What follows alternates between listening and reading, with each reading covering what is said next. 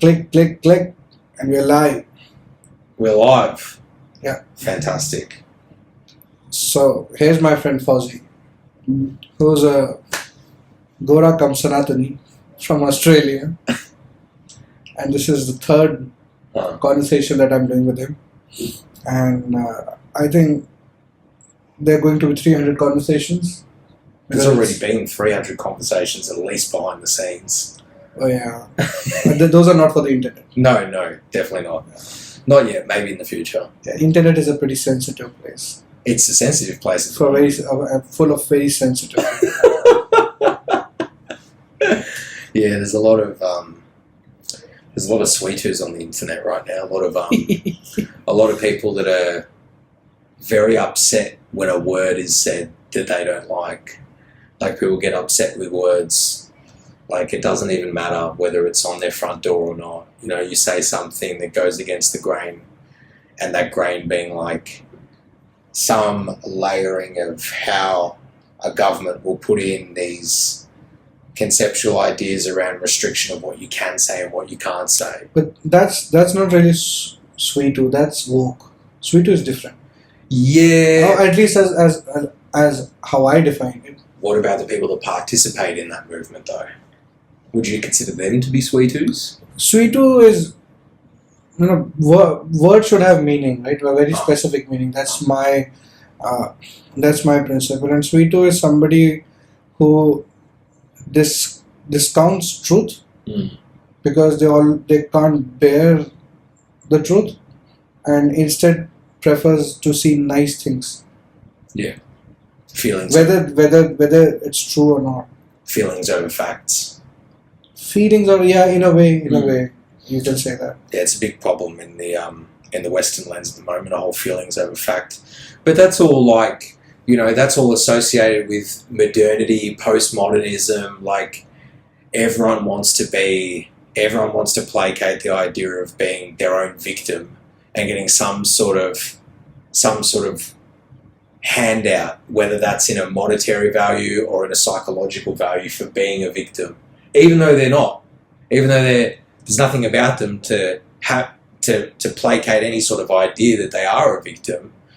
And I've noticed it considerably on the internet and totally within the realm of social media. It seems to be incredibly prevalent. I don't know when it begun. I don't know when these events begun to compound. But if I was to be a betting man and take a random guess, looking at this through a Western lens, all of this chaos of Sweetus, softies, commies, etc. The commies are not softies. Commies are dreadful. Hardcore commies are dreadful, but the commie sympathisers, they're the ones that I see as like, I don't want to say keyboard warriors, but that might be like a nice way to say it. Keyboard warriors are on both sides of the fence. Obviously, they're on both sides of the fence, but they're very vocal on one side, or they have been very vocal for a long time. Yeah, keyboard warriors on the right, per se, they have a day job, usually. Yeah.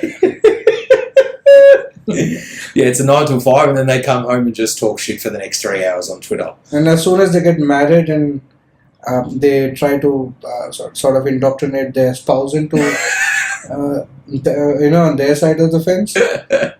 Once they have kids, they're just off the internet. It's just a regular, middle class grind for them. Yeah, then you're like, oh, real life's actually just set in now. I can't do this anymore. Yeah, diapers are too expensive.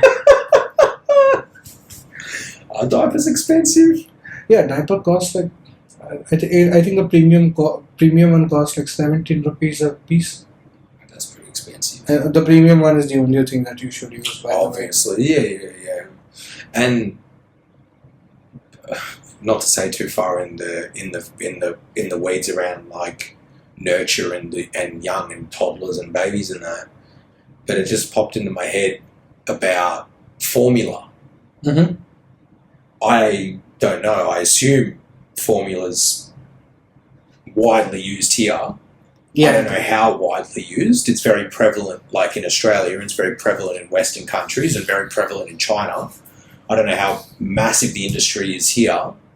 The industry is growing, but I think there is this thing, and this is going on in the West as well, as per my research, that people want to get off formula, but the fact is that many a times the mothers are not lactating enough or not lactating at all. Yeah. And because of this overemphasis on breast milk, many a times the infant remains malnourished. Yeah. Right? Yeah. So if you're getting enough milk, good for the infant, that's the best thing. But if that's not the case, right, if that perfect possibility doesn't exist, then I think the substitute of formula should be welcomed and embraced. I agree. There's one more point. The quality of the mother's milk is dependent on the mother's body. Of course. So if you've been, abusing your body, smoking, etc., then your milk will also have those chemicals. If you're eating too much junk food, right, too much chemicals getting ingested in your body, then they are going to flow from the breast milk to the infant. And it's going to cause problems, and it does cause problems. And I know cases personally where mothers were not taking care of their feed, and then the baby started having problems. I've seen that. It's not like a uni-possibility situation. No, of course. This side of the spectrum, like most things in life. Oh, of course. I remember, at least back in Australia, with my nephew, when he was being fed on the bottle, I was very anal about the type of formula that he was consuming. So I was having a look at different formulas, this sort of thing, and I was adamant with both my brother, the mother, and the grandmother that the formula that he's having should not have soy in it at all. And a ton of the formulas do have soy lecithin in it, the emulsifier. And knowing what we know now how bad it is for men, phytoestrogens. So there's a brand in Australia, I can't recall the name of it off the top of my head now, but we switched to it. It was about an extra $10, but no soy lecithin in it at all. Like all natural products. It's obviously like it's milk powder and it's got magnesium and all the phosphates in it and stuff like that. But I think that that's a big problem. Soy is a big problem as to why there is a weakness amongst young men and even older men now. It's so prevalent, the consumption of soybean plantations, the whole soy industry, not even just to the consumption of humans, even into produce, even into meat produce. I think even higher amount of estrogen in women can also become a problem. It can become a problem, yeah. Well, so we don't know. I think you and me, we haven't researched that side. The only thing that I know is it makes their breasts enormous and they have back problems. That's the only thing that I know that would of major consumption of soy. Obviously, the back problems come secondary, but that thing of development, that body development, it becomes compounded. So, young girls, are developing at a much earlier age in the West. They're developing much larger breasts than what their genetic group would normally have. Now that solves an old puzzle for me. That solves an old puzzle? What kind of puzzle does it solve? Back-end story. But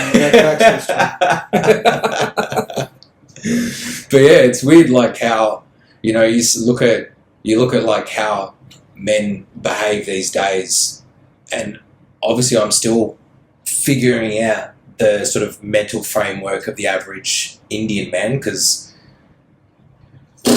India is a wide base of differentials when it comes to cultural groups. Obviously, everyone's Indian, but depending on where you are, the personalities, the mentalities, the thoughts, the culture is wildly different. Even into the degree when I find out about the languages, over 27 languages just in India, and Hindi's not even the national language. I mean, Hindi is the official one of the official national languages. It's not the official language of India, though. There's no official when you look at. Yeah. There is no sort of codification. It's more coming from convention, because a huge part of the country's population can either speak or understand some modicum level of Hindi. Yeah. But I think we can't even count the number of languages that there are in India, because I can speak 6 types of Hindis. Types of Hindi? Yeah. And I assume that's regional dialect Hindi? Yeah, so the dialects are so different that if somebody hears me speaking in one of the other dialects, then they won't even get to know whether I'm speaking Hindi or not. So it's because the official languages in the country, which use the list you can see on a banknote, it was basically whichever the princely kingdoms had a printer, had a printing press. They got designated as languages. Okay. And everything else, despite having fully developed literature and rules of grammar and things like that, they got categorized as dialects. Okay. It was very hastily done, actually. Yeah, I bet. Yeah, it was very hastily that makes done. sense. Because, so for example, people, what would you assume the Hanuman Chalisa is written in? Sanskrit. No, it is not. It is Avadhi. Really? Yeah, it is a language from, it's a subset of, you can say a subset of Hindi, more on the eastern Uttar Pradesh and Bihar side. Okay. Yeah. Okay. So north central. Yeah. So it is written in Avadhi. It is not Sanskrit. Really? Yeah. Is Avadhi one of the older languages of Bharat? Yes. Okay. Hindi's new comparative. Hindi is a bastardization between Urdu and say Sanskrit. And the old Hindi that was spoken, or the more formal Hindi that was spoken, the present, or what I think we should call it the Hindustani language. It's a bastardization of Urdu and that Tadbhav Hindi. Okay. Right, that old school Hindi. And then, if we discuss what we're discussing before about men and how they sort of behave in the world and where they are at today, and we've had conversations sort of, behind the scenes about how to rectify, and obviously it's only a discussion, but how to understand and rectify particular issues in society. And one of the issues that I've seen, and it's not just in India, it's in the West as well, is national pride. Mm-hmm. People's national pride seems to be, at least in the West, it's prevalent, at an all-time low. No one's trustworthy in their governments. No one's trustworthy in each other. No one trusts the systems at play. And no one wants to even consider the idea of trying to fix the system because they deem the system to be entirely broken. Now, that's from the Western lens, that's in both aisles. That's both in the Liberals and in the Conservatives, the right, the left, whatever you want to call it. That's both sides. I don't know what it's like here, but that idea of broken system, I see it becoming, and I'm not obviously saying the system's broken here, but the idea of anti-government in one direction seems to be coming from a very particular crowd in India, as opposed to the Conservatives. It seems like the Conservative crowd in India seem to be pretty, not placid, but sort of quiet on everything. It's like they're very comfortable with the progress that the direction and the progress that India's made and is moving in and towards. So they're not being as vocal about particular issues and stuff like that. It's almost like they'll untangle themselves on their own. Where on the other side, that I've seen just from algorithms and what's been coming in on social media and this and that, they're very vocal, very anti-BJP, very anti-Modi, won't even consider the option of finding common ground. It's like, Modi's a fascist, and because he's a fascist, we can't have the BJP or anyone associated with Modi in any position of power in any state. It has to be a pure Congress across the entire nation. That's the attitude that I've seen. And when we talk about how to, we've talked behind the scenes about sort of unification of states, the idea of one nation of part of a Hindu Rashtra. In order for that to come about, in any way, shape, or form, and however it manifests itself has to obviously involve not just the current generations, but the generations to come. And we've spoken about mindset behind the scenes and how to sort of rectify mindset issues, whether that is for individuals to be more pro-Hindu or whether to be more vocal and more engaging within community. And I'd love your thoughts on how you think India going forward could rectify not the issues at play, but how to rectify mindset. I know it's a deep question.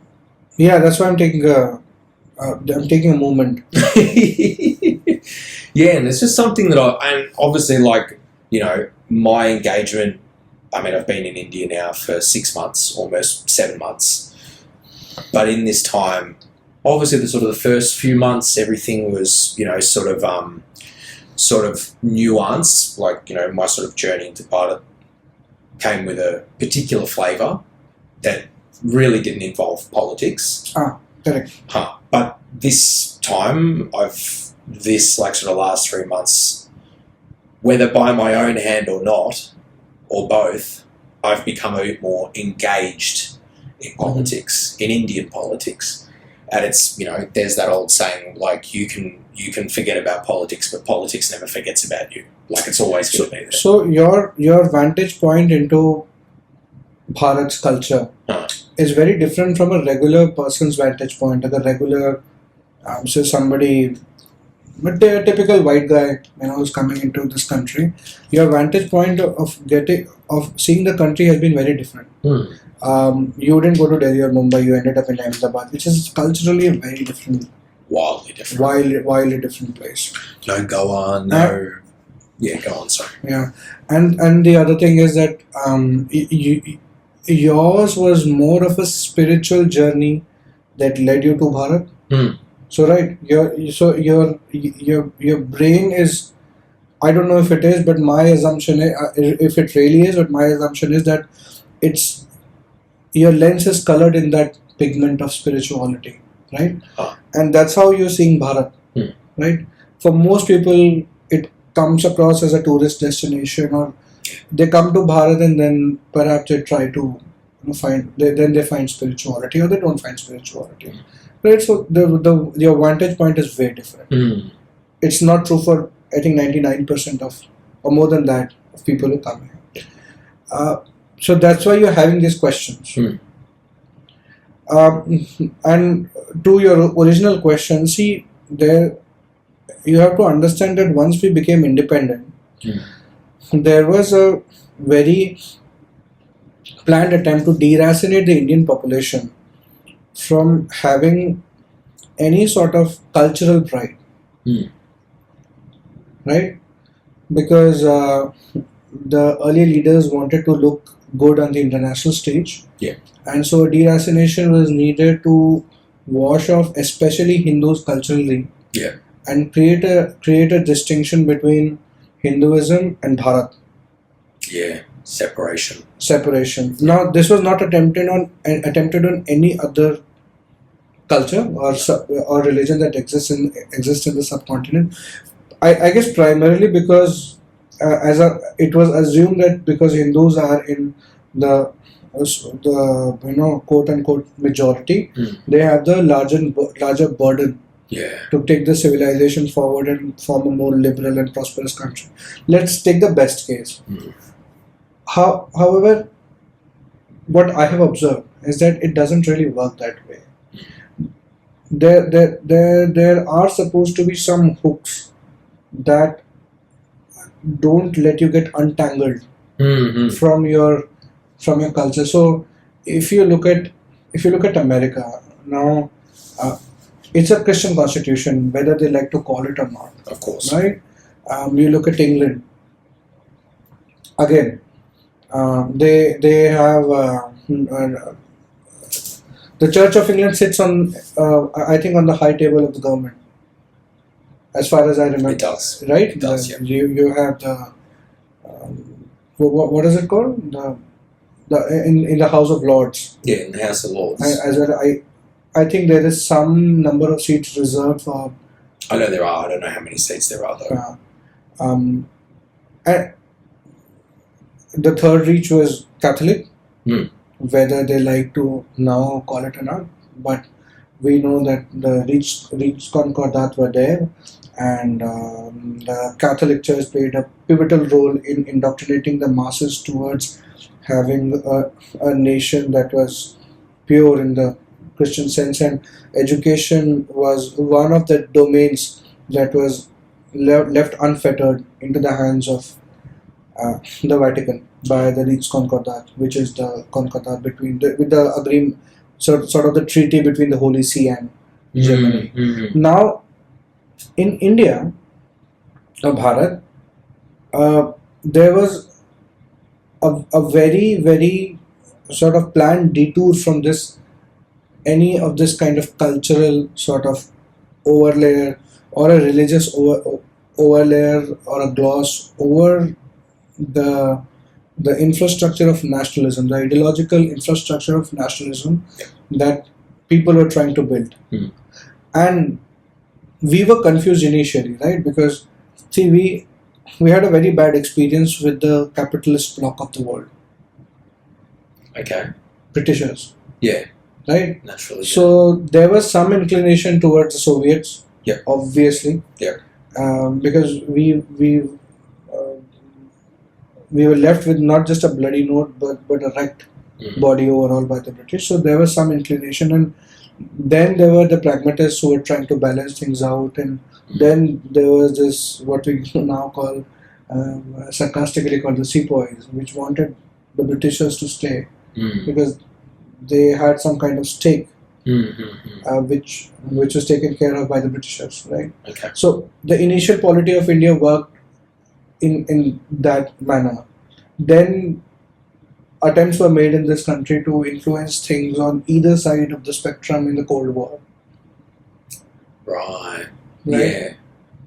So participation, like allied relationships with nations. Even in a non-alignment policy. Yeah. But practically you can't live in an isolated world, right? No. Unless you're Australia. So our confusion when we never. So the point is we never thought about our problems deeply. We kept on trying to copy systems from the West. Right. Right. We are a peculiar country and we have peculiar problems. And we are a very large country and we are a very complex country, unlike anywhere else in the world. Now it is my belief that every country should resolve its problems on their own. Because the problems are unique because of the social, cultural, financial, demographic background, even geological background, trade advantages, so on and so forth.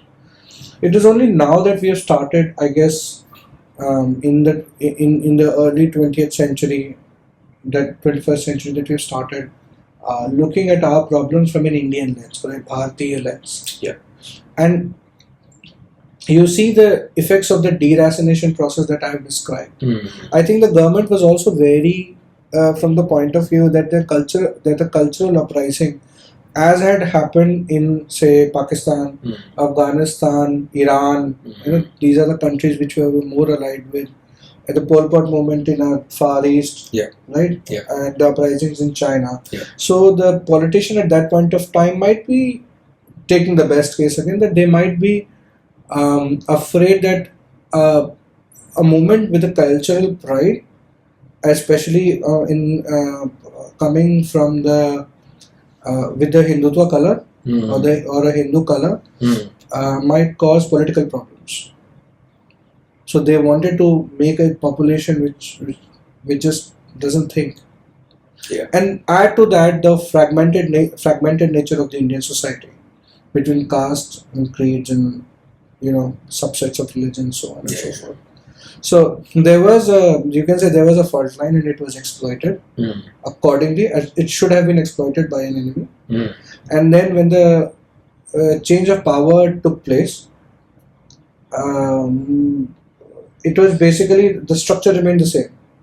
So it was uh, the new beholders of power which exploited the same fault line or tried to exploit the same fault line for a long period of time. It was then, and that went on for say more than 50 years. And now it is only now in the last 10 years that we see some kind of original thinking that is trying to come forward. And so this is the larger picture. Obviously, yeah. Now what you see on the internet, you have to understand that there is a very small population of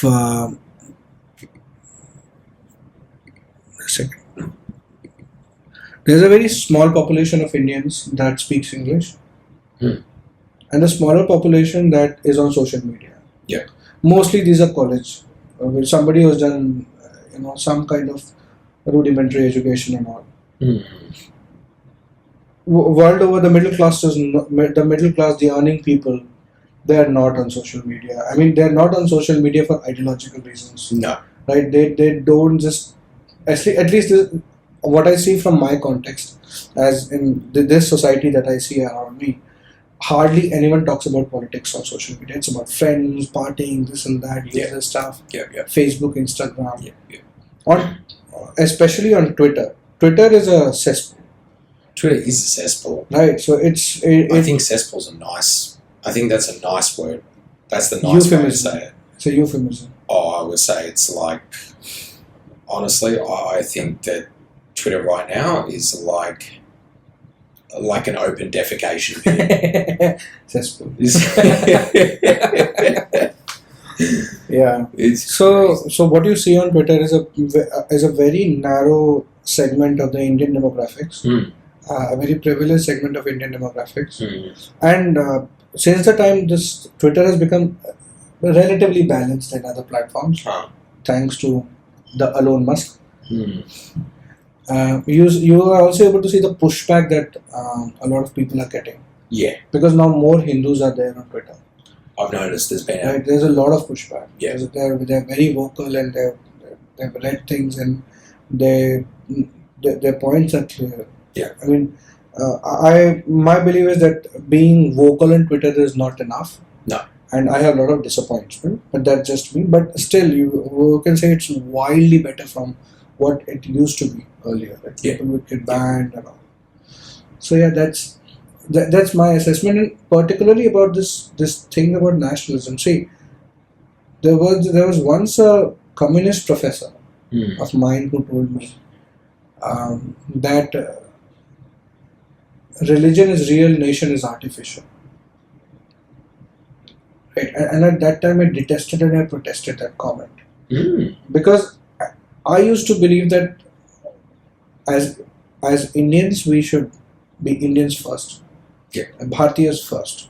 Nation before everything. Yeah. But then when I became a pragmatist, I realized that a flavorless version of nationalism which doesn't have any cultural ethos attached to it will never work. It has never worked, and that's why I gave you these examples of Germany, all the successful nations. They have a deep culture over which the nation is built. Of course. Right, and that deep culture results in original thinking and problem solving about ideas and contextualized actions. Yeah. Right, which is very much needed for the growth of any nation. Of course. And that movement, I think, has started at some level in India. There's a long way to go, but better late than never. So yeah, that's it. I think I didn't bore the hell out of you. No, it's just like it was a complex question. It is. I mean, I posed it. It was complex in its forethought, but I guess sort of looking at it, and obviously, like, it's a bit more of a challenge for me. As said, like, I'm not born of this land, but I see something very similar with respect to what you're saying about like a bland nationalism. Yeah. Like it doesn't have any substance to it. in Australia. Doesn't have any motive value. Huh, So correct. I'll give you a very terse example. Mm. So you see, a lot of people are desecrating the Indian flag right now, right? Really? Like Khalistanis and all these movements, right? Not in India though. Not in This is- India, yeah, definitely. Yeah. Why they're able to step and throw shit on a Indian flag or the which is a symbol of this nation without getting outrageous reactions from Indians Mm. is because it doesn't have any attachment to Indians. No. Now you replace that flag Mm. with a white cloth with an Om sign on it. Wildly different story. That's going to upset the roost. That's going to upset the nest. Yeah, It's going to shake the nest. that's the difference. I think that is one example that I can point out, Mm. which will tell you the intensity of emotional attachment Of and course. how much it matters. Like everybody has emotional attachment, but my emotional attachment with you Mm. and my own child. Mm. I mean, love is love, but what constitutes love? Yeah. Gosh, man. Right? That's. I think I made the point. You did. And how do you think, so, like, in Australia, and it's something that, I've spent time on Twitter Spaces with the Australian community, and it was more prevalent last year than it has been this year. But one of the things that has been consistently brought up is the concept of nationalism, the idea of how to sort of bolster people to have pride in their nation. And in Australia, it's become an increasingly difficult task. And I think it's come about, obviously Australia is very young comparative to, like, let's say Pilot, for example. Mm-hmm. And in Australia, if you ask an Australian, tell me what Australian culture is, Mm-hmm. you will find most Australians will get stumped on the question. And it's because of a lack of national pride. It's become a problem of massive influx of migration over such a short period of time. And one of the things that I always get an answer for in terms of specific things that describe what Australian culture is Vegemite, Australian rules football, Marsupials. snakes, Steve Irwin, and occasionally what some people refer to cowboys and cowgirls, but in Australia we see it as gillaroos and jackaroos. They're essentially like open plains rangers. They look after massive swaths of land. Essentially that's what they are.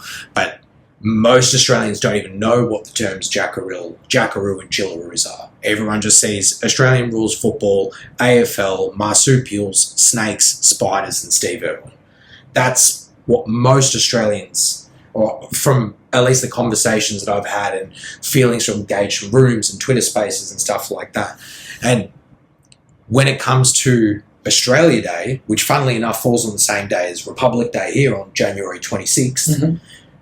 there's no longer this sense of national pride. Now there's people all across Australia that on Australia Day, they're burning the Australian flag. And they're now referring to the day as, now I can't even think of it.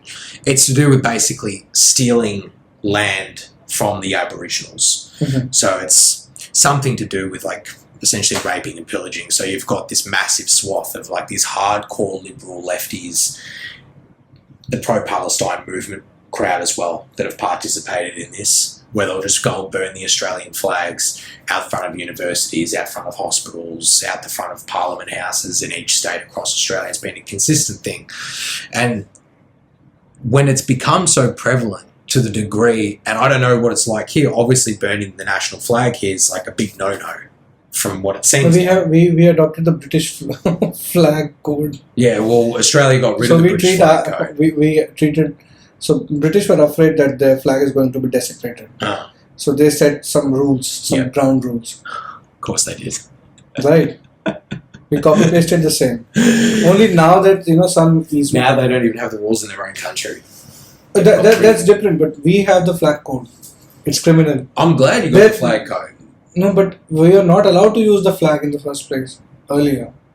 Like I can't host at the top of my house. Now things have been eased out. You can do it now, though, right? We can, because there have been amendments made to the flag code. But originally, it was the British flag code that got implemented in India. Really? Yeah. Wow. So we were just protecting, or sort of, it was a situation where the flag was protected from Indians. The flag became Indian, but it is still protected from. And what about? So one point about the Hamas supporting group, right? They will tell everyone that you should. They sing the John Lennon song of what is that song? I don't know, man. They Don't ask say, me, Jeff. I'm a dreamer, but I'm not the only one. Oh yeah, I don't know. Remember the song? I know the sound in my head. But it's about everything. everything would be nice, or Yeah, people yeah, will yeah. live as one, and something. I know the lyrics, but I just don't want to work my head on that line of thought. But they stick to their principles of. Yeah. They stick to their faith, but they ask everyone else to become liberal, while they themselves want to stick to their virtues and vices. But I really want to delve into that later. Okay. Because this nationalism thing will get diluted. Yeah, fair enough. See, I guess liberal education is good for commerce. Right, because people can, sort of dissolve their differences and get on, and the economies of scale can prosper. Yeah. In a sort of a more liberal situation, cultural situation. But when it comes to building things, right, creating a nation, a lot of emotional investment has to be done, and people should be motivated to do that. Otherwise, building a nation requires sacrifices. Whether it is in the form of taxes, hard work, civic discipline, going to war, taking over more territory, right? World domination, trade domination, etc., etc., etc. It's very hard work. Trade is, I have some goods, you have some goods. We can exchange and live a happy life. That's not nation building. Trade is not nation building. Correct. Trade and profitability is one essential component of nation building, but it is not the penultimate or the ultimate. No. The ethos, and the domino effect that you create, and the prosperity that you bring to the last person of your country, right? You give them a chance to become conscious human beings, right?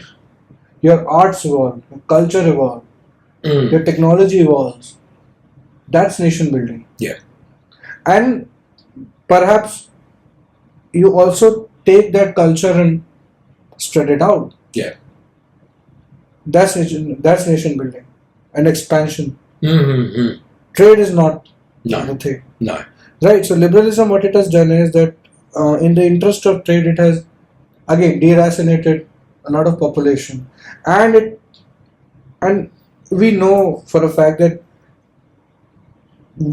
good times create weak men, right? And that's a very hard problem to solve. It is the very point of becoming conscious and culturally enriched is that you solve that problem. Yeah. And that's why civilizations which have solved that problem have persisted for years and years. The British Empire has spanned for over 1,000 years. Yeah. It was not dependent on trade. No. Trade was something that helped them to persist. It was in the beginning. Yeah, it was. But even that going out in the interest of your own country, right, bringing the best of the world to your country, that requires something more than just. You've got to have an idea of where you want to see your country in 100 years or 200 years or 500 or even 1,000 years. Exactly, and they had a leadership to do that. Yeah. Even the Americans did a fantabulous job after the 1850s. Yeah. Right, once they got hold of their kingdom, they threw the British out. Yeah. And the reparations and all those things happened. And then civil war happened. It was a very, civil war was in the interest of no one, but nevertheless it happened. Yeah. Right, and then they built a great nation. The point is that they also fell in the liberal trap. Yeah. And now they're about to have another civil war. Well, It's gonna happen. War and people beating each other is different, right? Okay, fair, yeah. That's how the media will paint it though. They'll see like 10 guys rolling on a street. They'll be like civil war in America. No, it would be more on the lines of people getting emotionally damaged. Actually That's speaking, happening. Yeah, emotionally That's damaged happening. because they've already they're concluded on the fact that emotional violence is as good or superior than physical violence. Mm-hmm. Only people who have not been subjected to physical violence will say that. Yeah, for sure. Right. For sure. Yeah. People have never experienced conflict. Conflict will see.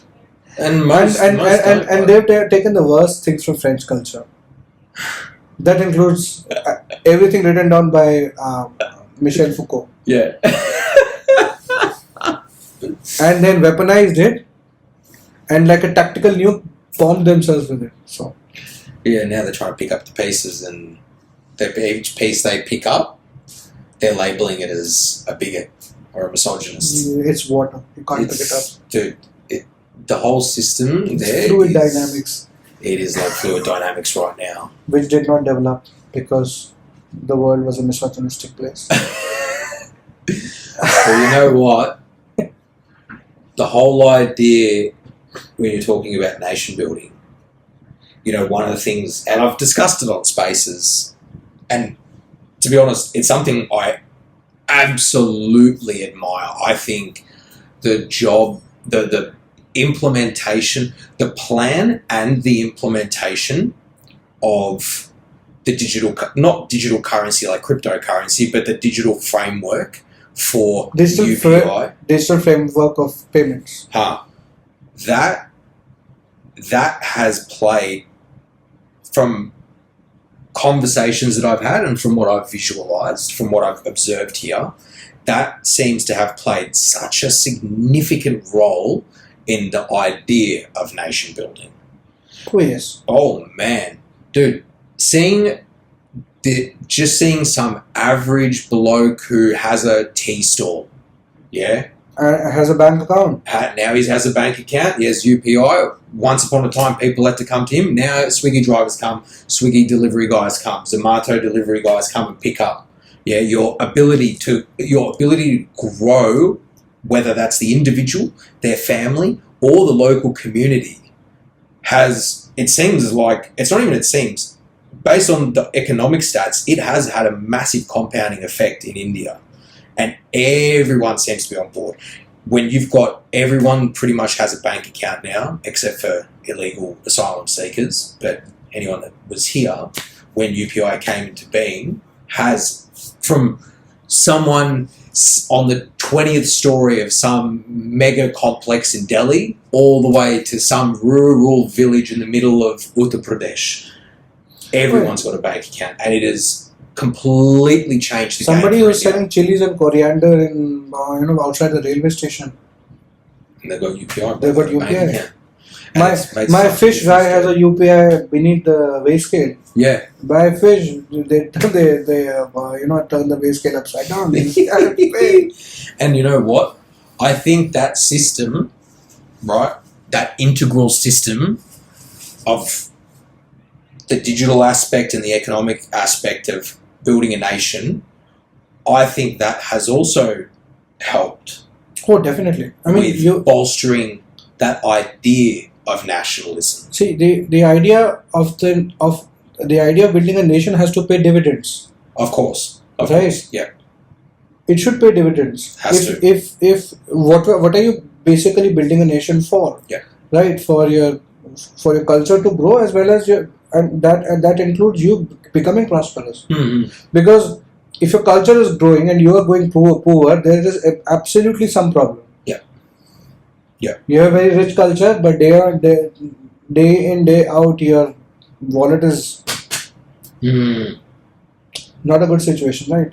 And you also have to think about it from UPI, right?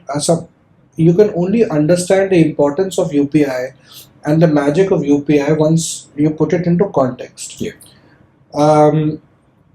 Banking transactions are expensive. Before UPI? Going to a bank, I'm not saying it cost itself, but going to a bank Yeah. takes time. You deposit money, you raise a check on all those things. Yep. With the UPI framework, everything becomes digitalized. Yeah. Seamless. Right. Then you are in a better part of India. Mm. But everywhere the situation is not the same. Of course. Storing physical money, Mm. taking it from the place where your one has a shop to the bank, taking all that raw cash, Yeah. that's fragmented cash Mm. volume, Yeah. going to the bank was an issue. You have to count it. Yeah. Then the physical safety of the money. Yeah. And how much will somebody who's living in a hut Yeah. going to invest on safety of his money? Yeah. They'll get you can get burgled on the way. Mm. All those things can happen, especially with women carrying money, Yeah. right? Snatching, all that is gone. I have lived in Delhi for a year with the same 20 rupee note in my wallet, not spent anything. That was a different life. Yeah. Obviously. Yeah. But the convenience it gave me, I think that convenience means much more to a guy who's standing on the last end of the line. Absolutely. Yeah. And that Right. that's not bias. And- that goes across all cultures. Bro. Okay. Convenience is key. Yeah. Convenience is key, and also safety. Absolutely. That comes with digital money. Yeah. Then creation of risk profiles. Okay. So how banking works is that the CIBIL score or the credit history, if I may call, right? Yep. People didn't have credit history in this country because there was no banking. Obviously, So how are bank going to roll you if you want to start some business? Now the problem has still not been solved to a lot of extent because even uncollateralized loan is available for say 27%, right? 24%, 27%, and so on. Interest. Interest. Okay. But the informal That's really high. informal loan is way higher than that. 120% When you say informal, are you talking like cash. shark, like loan sharks? Loan sharks. Okay. Cool. Right. 120%. 120%. 100 rupees per thousand per month. That's crazy. That's nuts. That's the kind of loan that I know people around me have taken for marriages and all. Yeah.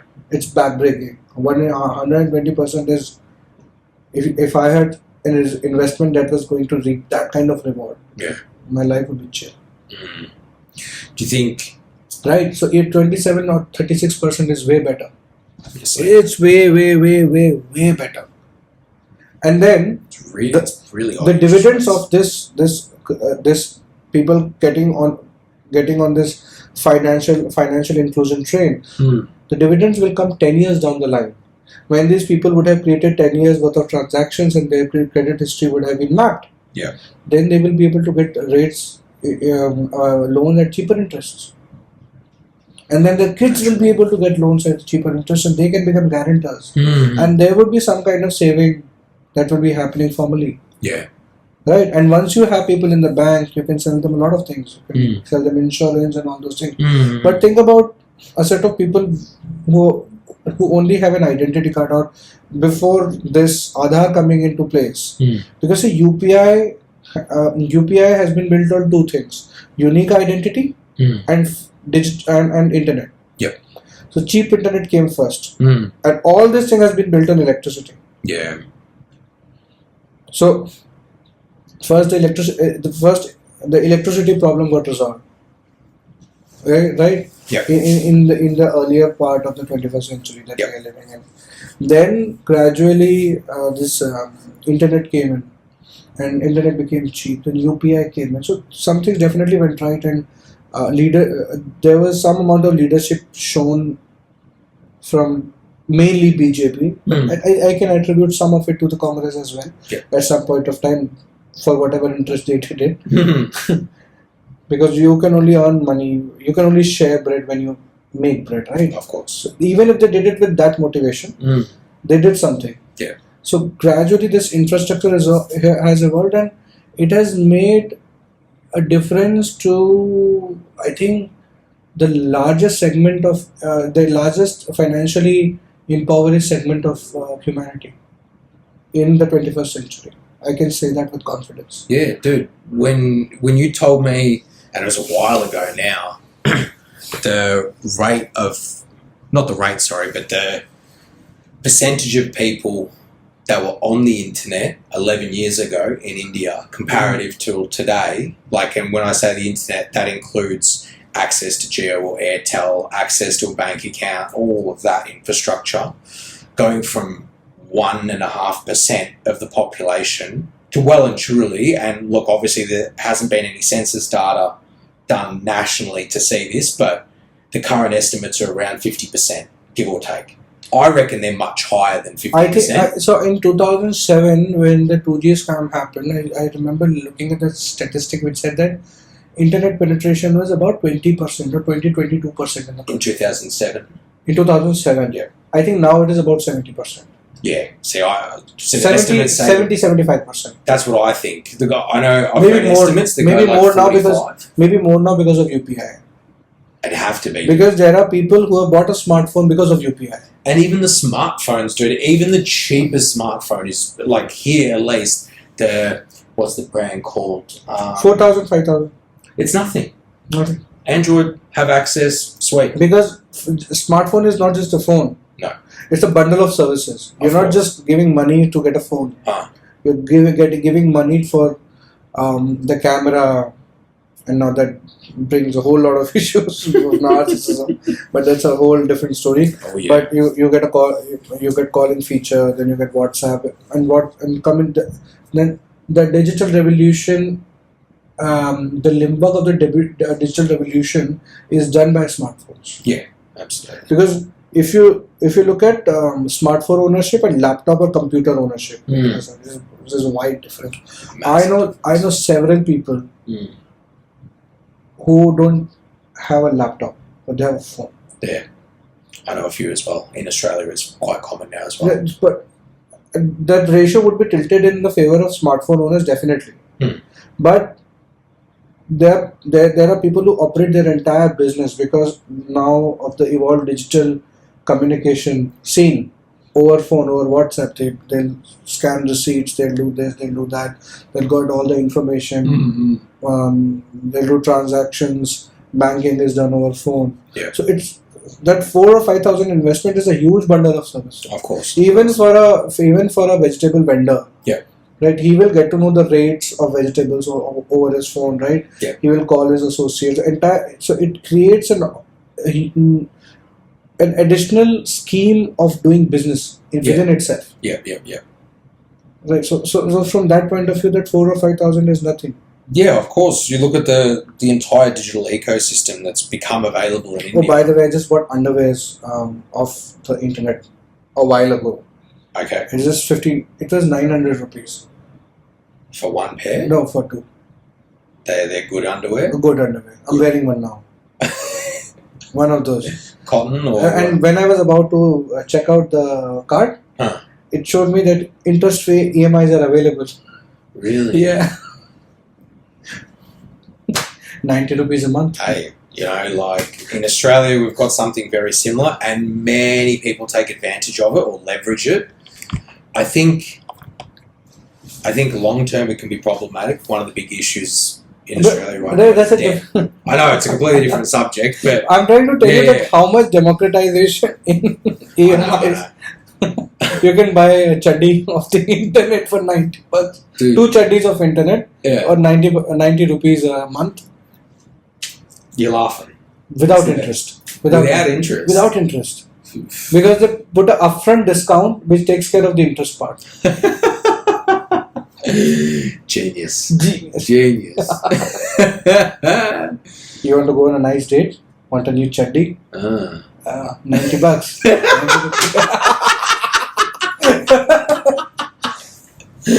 Yes. Because wearing a nice underwear is a very important part of the date. Oh, of course, dude. Like I got this bamboo underwear on, and it's nice. It's very comfortable, but I don't know if it's at least because it was made in Australia. I don't think it's made for this climate though. It's not as breathable as I thought it was. It's supposed to be made out of bamboo, but it's... Bamboo or bamboo fiber? Oh, I couldn't tell you off the top of my head. It's not that breathable though. It advertises itself as very breathable, but like the climate of Victoria... How did you know it's not breathable? Because it gets very sweaty. Oh. That's why. I generally, when I wore it in Victoria, I'd be like, oh, I don't sweat at all. I'm like, this stuff's fantastic. Here, spend like 1 week in the summer of Gujarat, so I'm like, ugh. I thought somebody tried to breathe through it. Oh, no, definitely not. No. But bro, this is definitely not a family show. Oh, no. Shouldn't be. No. I mean, maybe an older family, like, people over the age of 18, maybe. But definitely not under 18. Especially mentally. Yeah. But I tell you what, if you get families to listen to this, one of the things that, I'd love to tell the families, doesn't matter where they are in India, is like, don't be afraid to have pride in your culture. Don't be afraid to have pride in Hinduism. The idea that I've seen, not the idea, but the thoughts that I've seen with a lot of the younger crowd, as opposed to the older crowd, is this, and you mentioned it before, this disconnection between Hinduism, Sanatan Dharma, and Bharat. That separation of the two. And there seems to be a heavy emphasis when we look at the political circuit. There seems to be a heavy emphasis on that reunification of the two. Obviously, this was primarily secularism was a medicine primarily for a Western disease. Yeah. We didn't have it in the first place, no. Except those subsets, those special subsets of the Indian demographics, right? Yeah. But it was implemented on the. So this antidote was meant for some people, yeah, but it was implemented writ large on a population that absolutely perhaps didn't need it. No, and I assume that when this came into fruition, after partition, when India was formed as a secular nation, I can't imagine that the average auntie and uncle were having an understanding of what secularism means. I don't think most people understand what secularism means. In my view, the way secularism presents itself in a country, in a culture, is to temper the actual framework or the cultural backing that makes that culture. So if you look at Turkey, for example, Turkey is a secular nation, quote unquote secular nation. It's not really secular now, but for the longest time it has been secular, at least for the last 150 years or so, the consideration of secular. Of course. But what is it? Well, if you look at Turkey, it's to not have Sharia law. It's not to have the extreme end of something. It's to temper what it is, make it more palatable. Because Sharia law was tempering with the Turkic culture. Of course. That's just how it happened, man. It's the way that it spread into the Turkic tribes, and subsequently how the Ottoman Empire was ultimately formed. Yeah. But then what? The Ottoman Empire took hold of Anatolia, or what people see now today as Turkey, Constantinople, Istanbul, whatever you want to call it. And obviously the majority of people that were living in the region of Anatolia at the time, in Turkey, weren't Muslim. They were all early Christian or pagan. That's what they were. There was polytheists and early Christians. The early Christians were Armenians, Chaldean, Assyrians, Assyrians, Greeks, Assyrians, Chaldeans, Chaldeans. They're all there. And it's called Chaldean or Chaldean? Chaldean. Okay. But there's not really a big difference between Chaldeans and Assyrians. They're like two sides of the same coin. Yeah, it was just the separation of lines in Syria. It was the Church of the West versus the Church of the East. No, they sometimes on the internet they fight what they want to call themselves, and that's why I know that distinction. Yeah, but I think there's another guiding hand in that discussion. Those ones, they're always in those spaces trying to cause trouble. Yeah, you show them your fault line. Oh. And then you bet they're going to have some pickaxes ready to dig into that fault line. Yeah. They love. Fault line is your problem. You need to solve it. They thrive on conflict. They thrive on it. Whether that's physical or social. They love it. Because it gives them a way to get in. That's just observation. And I said, like, that whole concept, the whole theological framework, I'm obviously pretty new to it. Like, if you asked me in 2017 what I think about this, I'd be like, I don't know anything about it. Why? It doesn't bother me. It's not my front door. You might say that can such a philosophy even exist? If someone read something to me out of the book in 2017, I'd be like, that's weird. Yeah. What a strange group. But I wouldn't have thought beyond that. I would have just taken it at face value and be like, whatever, man. But over the last 2 years, holy crap. Enlightening. Enlightening is an understatement. I have seen the entire spectrum of how they behave on a physical level and on a digital level. And on the digital level, dude, it is a whole other beast. When you don't have to see the person, be in front of the person, the allowance of getting away with rhetoric, agendas, propaganda, lies is compounded tenfold. And that's just not to that group. That's to every group. Everyone's guilty of it in the sense, well, everyone's guilty of it in some form or another. One group's super guilty of it. One group is doing it more than any other cultural group. They are doing it and they are having the time of their life doing it. They are loving it. All others are growing compounded. These guys are doing it exponentially. It's an exponential rate, dude. And it's like it's not letting up. Now it's purveying itself into the far corners of not just Western Europe, also Northern Europe. Like, there's this bloke that I've seen, yeah. Are you familiar with Salwan Momika? The Quran burning guy. Yeah, the Iraqi dude. I think he's Iraqi. He's Iraqi Christian. Iraqi Christian. The whole thing in Sweden was such an interesting thing to watch because the police and the government initially had no issue with him doing it. And he was doing it for months, every single day.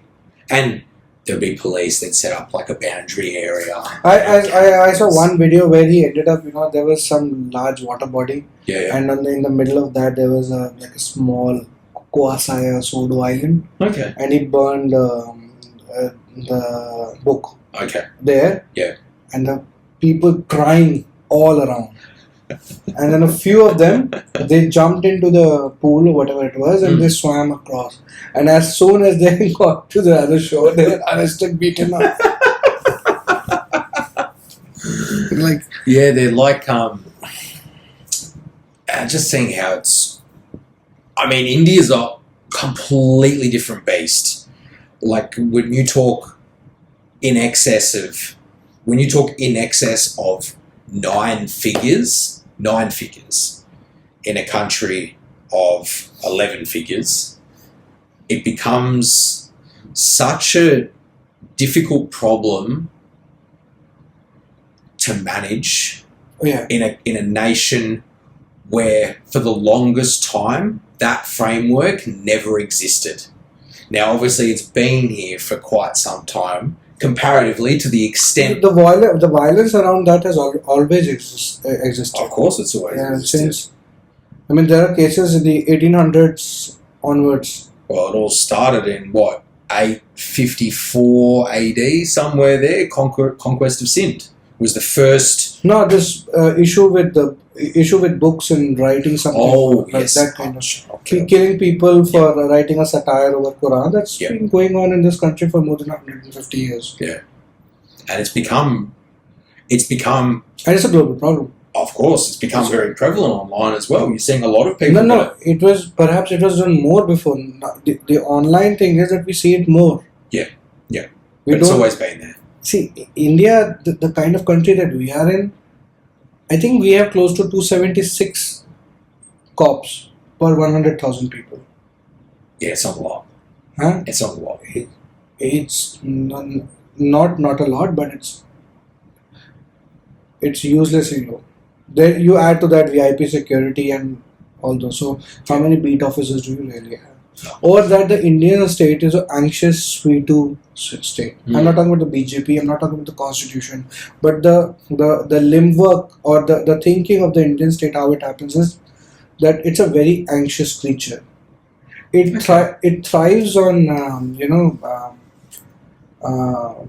crisis management, not management, but crisis management. So the more crisis you create against it, the better bargaining chip you have with it.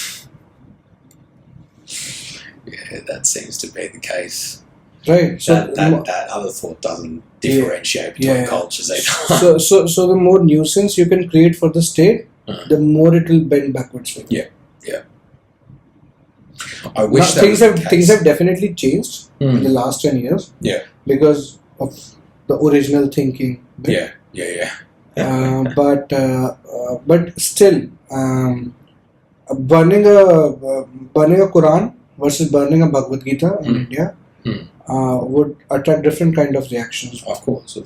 From the government as well as the public. Yeah. And the government itself knows that burning a Bhagavad Gita will not cause a wreckage of the administrative machinery. No. But burning a Quran will result in that kind of a situation. Of course. So if you burn a Quran, then you're definitely incarcerated. Yeah. Though but I don't think it would be that serious when it comes to Hinduism or Sikhism. Now Sikhs have become pretty blatant, and I think they've learned from their so-called new step siblings. At least the Khalistani parts, and not the Sikhs. Such cute little step siblings. Yeah. Love each other since the age of the gurus. Yeah. Well. But I make a distinction between Khalistanis and Sikhs.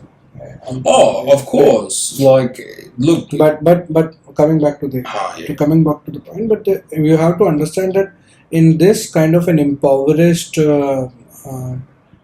civil administrative machinery, you can make it anxious very at a very cheap cost. You can burn a public bus, throw stones, and it will do what you want. So the government, and when I say the government, it obviously isn't a specific individual or a specific body, but that bending over backwards from the original section of the conversation about minority groups, bending over backwards for minority groups as opposed to the majority. That's very prevalent. That's very prevalent across the entirety of Europe. It's prevalent in Australia, New Zealand, Canada, US. This whole idea of preferential treatment to minorities over majorities. And no, only one kind of minority. Minority is a totally different thing. Okay, yeah, in India obviously it's a bit different. Yeah, you're right. No, across the world. Yeah, but like across the world, they don't have like the same idea of.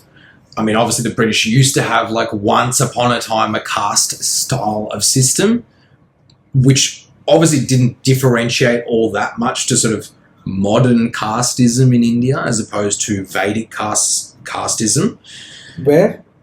So like in England, for example. So like if you see like John Smith, right? Where does that surname come from? That literally comes from people that were Smiths, right? Or, I don't know, insert X, Y, and Z British name that's associated with either a baker or a carpenter, stuff like that. There was specific surnames, family names that were given as like a result of jobs and titles, stuff like that. That's gone now. That's gone.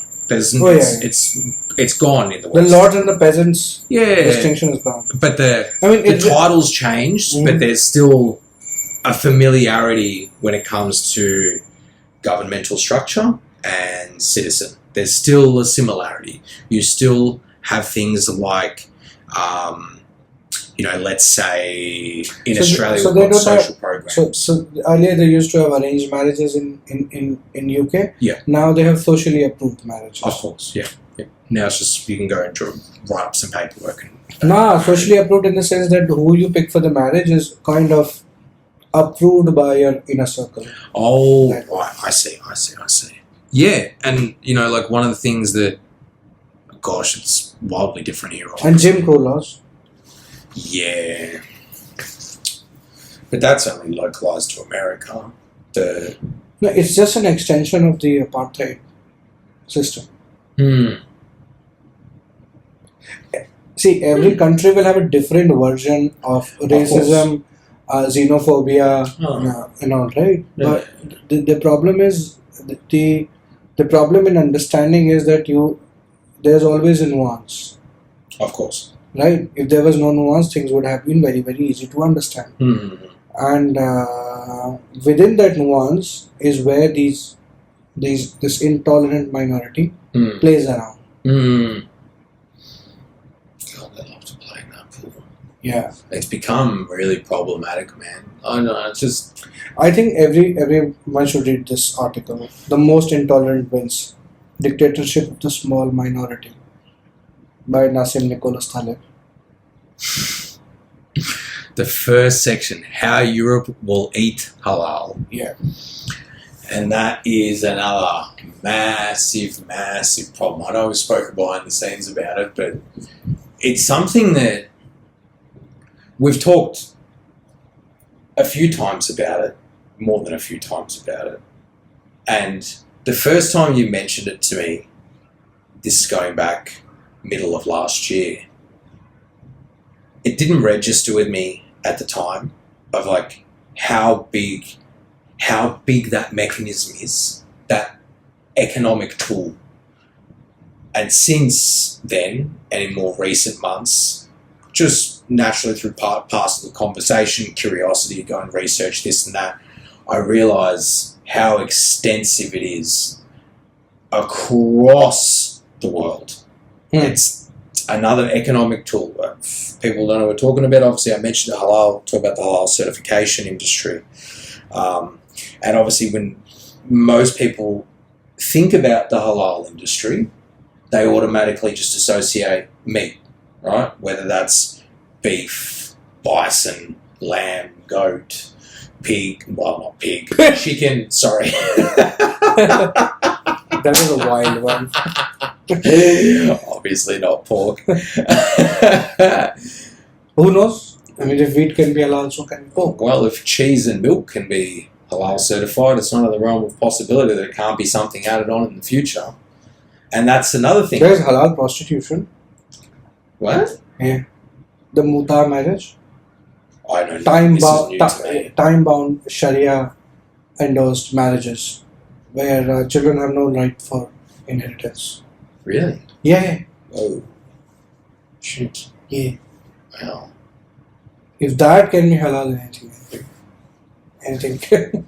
How much of a money-making system is that, though, comparative? It's a full-fledged scandal. And dude, I think there have women sold off from India to Middle East and Africa for Sri Lanka, maybe for 3-4 months, and then they return. Really? Yeah. There was a big raid in Hyderabad. I think somewhere in 2012, 13, 14, somewhere around that time, 10 years back. And they found out that a lot of women were getting sold, and this is like approved prostitution. That's yeah. And there would be definitely a nuance to it, because Obviously. I know people use this part of the tradition for I'd say positive, but yeah, in some other ways as well. So if for courtship they'll do a mutahid marriage, Mm-hmm. right, instead Okay. of a courtship, so that the guy and girl can meet and try to understand each other. Some progressive part of Yeah. the special community, they Yeah. indulge in that. Yeah. But overall, the principle is what I just told you previously. That's also there. How do you find the attitude of the average online person from the special community? I've noticed that they seem to play this game where, and I know I've mentioned, and I know when I say this, it is a broad brushstroke of a term, but it's very deep and intricate, and it goes into the theology, and I don't want to go like too deep into that.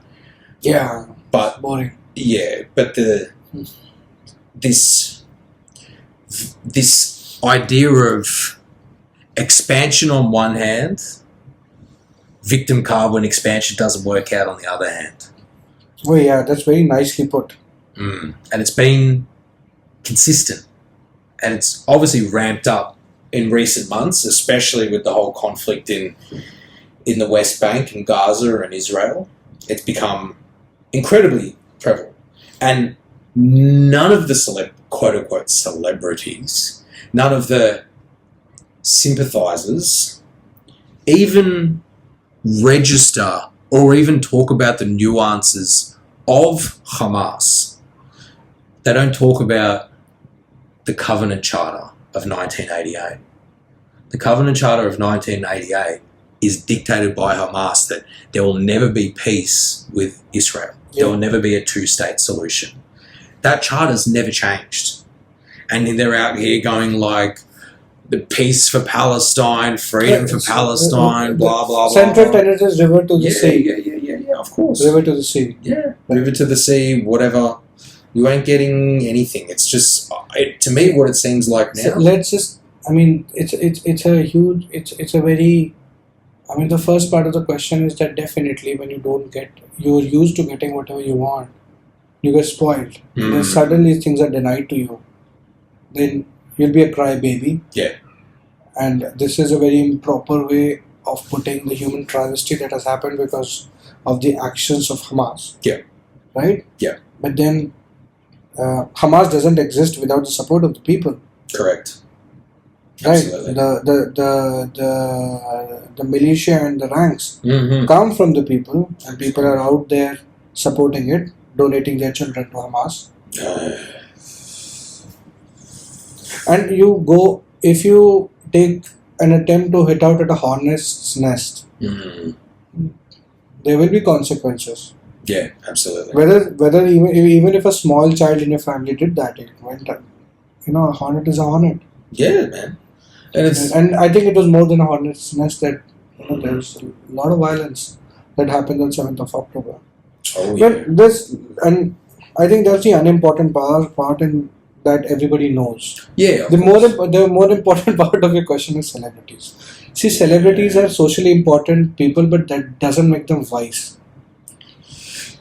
They're not intelligent people. Yeah, no, you're right. But Right. they're They're ballistically idiotic. some people love them, bro. They thrive. Most Indian celebrities can't read a long book. Can't. Yeah. At most they would have read Archie's comics, maybe. It's not much to go off, bro. It's just Right. So you're expecting at this point of time, most of Bollywood and most of the Indian or Bharatiya, I won't call it Bharatiya because it's just such a disgrace. The Hindi film industry is just kids of former actors and producers and directors or models who have turned into actors. Yeah. There's actually no talent. No. As it is, it scarcely produces anything original on its own. They've even made a song of the Israeli national anthem. Wait, what? Yeah, the Israeli national anthem is also a Bollywood song by tune. Like plagiarism, outright plagiarism. You expect these guys to show you expect these guys to show even modicum level of wisdom and maturity. You're in the wrong. Your your expectations are full of shit. Yo, dude, that's celebrities in general, man. Like, I know, but Indian celebrities are like Indian communists. Dumb fucks. People love them, bro. They go wild. So you won't believe. So there was an issue with one of the actresses called Kangana Ranaut. She went into the show of a very famous producer, and she said that a lot of what do you call that thing where you introduce your son to politics and then he introduces his son to politics. What do you call that? There's one word, I can't remember it right now. So I don't know what the term is. I know the thought. But yeah. That term is called whatever. You know what I'm talking about. I know what you're talking about. Almost like a feudal system. Of course. Right? It'll come to me. English is not my first language, so pardon me. Pardon me for not knowing the word. Yeah, you're right. Always white guilt. Always, yeah. I'm riddled with white guilt, bro. I've got more excuse than anyone to be riddled with white guilt. Yeah. So she accused him of doing that kind of thing, and then Kareena Kapoor, we were just discussing a while ago, how thin and fat she has been through various points and career. From refugee to that beach scene, and then now. Yeah. Don't forget about these. Her husband is the son of comes from a Nawab family, Saif Ali Khan. Okay. Right? Really? They are the descendants of Temur Lang. Temur Lang. I've heard the name, but you read it up later. Yeah. So her husband wrote that as we breed horses, and a better breed comes out after every successive generations. Yeah, and we successfully practice in his letter eugenics. Really? Yeah. Whoa. Oh man. Right. So we indulge in eugenics. Why is that not true for actors as well? That if we introduce our subsequent generations to acting and we indulge in eugenics, it's like, wow, that's crazy. Yeah, this guy did not even. I think he thought that eugenics is a positive term, and some people still believe that. No, but this guy thought that it's wise to write that on a piece of paper and publish that in a newspaper, and it's a positive thing. It like the word has positive connotation and acceptance. So that is and this guy is considered a relatively intelligent part of the Indian film industry. Well, that ain't gonna bolster any nationalism anytime soon. My gosh. Yeah, so that's bad about celebrities. I mean, the point is that they call themselves stars. What star? The celebrity culture is absolutely bullshit. Oh yeah. People who follow celebrities are bloody idiots. Well, it's because they've got nothing going on in their own fucking lives. Had to drop the F-bomb, but seriously, dude, one of the most common things that I've seen. Shag yourself. Dude, they go they watch just reality TV shows all day, all night, and they become so used to. You know what it is? It's like it's idol worship, right? But not the good kind. It's like this strange thing where the person adopts that celebrity's personality, right? What they're adopting is shit. See how now. So now, how I understood is that there's a crowd, there's a small paid crowd which acts as a catalyst, and others just follow suit, right? Yep. It's like, so the situation is primed in a way that there's like if you're sitting in a hall, in an auditorium, and in an auditorium where clapping is required, what these production houses do is they place people at strategic locations, and there is some kind of signaling where they just start clapping, and everybody thinks it's the right time to clap, and that's how these fan bases and all this entire hysteria about personality. It's quite manufactured in that sense. They're definitely going to have those guys and gals at Ambani's wedding. Yeah, for sure. They're going to be on all corners of the sea of the what do you call it? The ocean cruiser. What do you call it? The bloody cruise. The cruise line. Cruise line. So anyone doesn't know, Ambani. What's his first name? Anant Ambani. Anant Ambani. He's getting married, and he's having 2 pre-weddings, and then a wedding in Mumbai, in Bombay. The word is nepotism. Oh, okay. So Kangana accused Karan Makes sense. Johar. Kangana accused Karan Johar of being the flag bearer of nepotism. Yeah. And then Saif Ali Khan wrote that we indulge in eugenics. What's bad about it? Wow. Coming back to Ambani. Yeah. And that cruise line should be protected with all the naval and air force power that we have. You can have a few people, they're going to be a bit upset about the cost. They're going to be like, why is all this money going here? Why is the military protecting him? This and that. Why is there all these helicopters and boats with guns on them, soldiers? Who is this guy? He's thinning and he's 34. I don't know how old he is. I assume he's 34. Whatever, man. The Ambanis have more money in their place than the cost of that cruise. So they've earned it. They have the right to spend it. Hey, he looks like he's a very happy chap, man. Every time I see videos of him, and I mean, I haven't gone too deep into his life, but he always seems to have a big, bright smile on his face everywhere he goes. I have not seen him spreading any kind of negativity. Neither have I. Right? He is a great lover of elephants. They have a private sanctuary.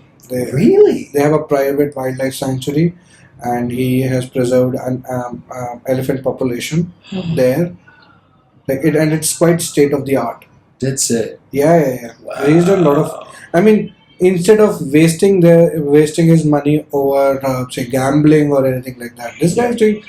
Even if he's not as good as his father or grandfather, first of all, it is none of my business. And until he is not creating a net negative externality in the society, it's his money.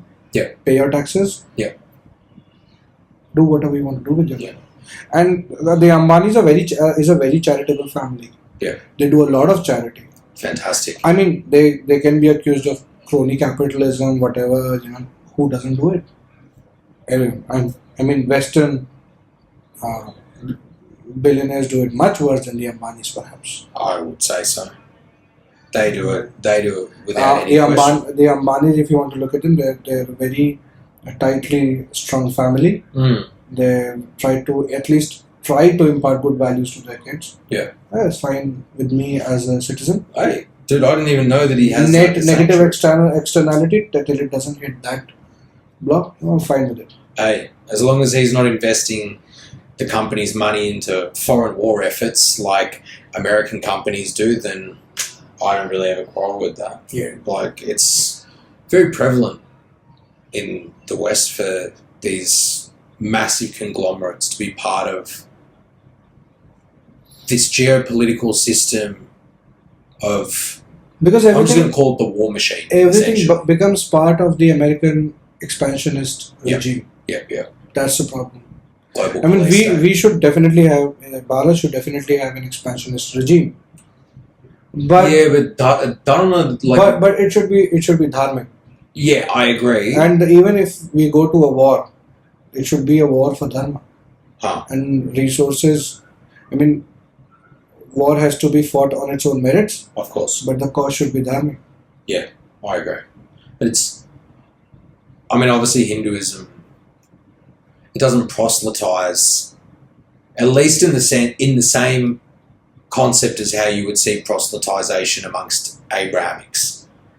Dharma seems to have this nuanced effect where it spreads a naturally. It doesn't have this idea. Like, people aren't coming to your door like Mormons and knocking on the door saying, have you heard about The good news? The good news. You're not having Hindus rocking up at the door saying, have you heard about Hanumanji? Like, huh? That's not a thing. Proselytization in that direction of social change, social and cultural change, it doesn't happen. I mean, I don't know if it's prevalent here. I doubt it. I doubt it very much that... Some try to do it, but it's not. I mean, that feeling of, demographic capture doesn't come to us very naturally. No. Well, See, I doubt it because it's something that's always been here. Because the very concept of, there is social hierarchy, and there is regionalism, and there is, cultural xenophobia towards one kind of people, south, north, and all that. Poo pee pee is there. But see, there is no anxiety as such. And anxiety, good or bad, is a different. Whether the anxiety is good for a person or bad for a person, or good for a culture, bad for a culture, that's a separate question. Yeah. What does that anxiety lead you to? Culturally, that's a more important question. And Hinduism or Sanatan doesn't have that innate anxiety to proselytize, because fundamentally you're trying to find the truth. Yeah. And there are certain aspects that truth can come from any ways and all, but water everywhere, from the latrine to the Himalayas, you only drink one kind, right? That's a whole separate debate. But there is no otherification and then takeover mentality built into the system. Correct. Even if you, from Sanatan, if you take Hindutva, it's a reactionary movement. Yeah. 100%.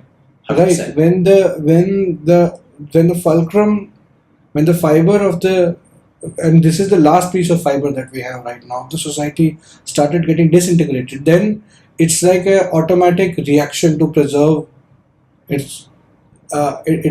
Yeah. It's an attempt for self-preservation. Yeah. That is Hindutva. Yeah. But still, the anxiety that Abrahamics have for bringing people in, whether through good news or into the system, missionaries, through missionaries and all.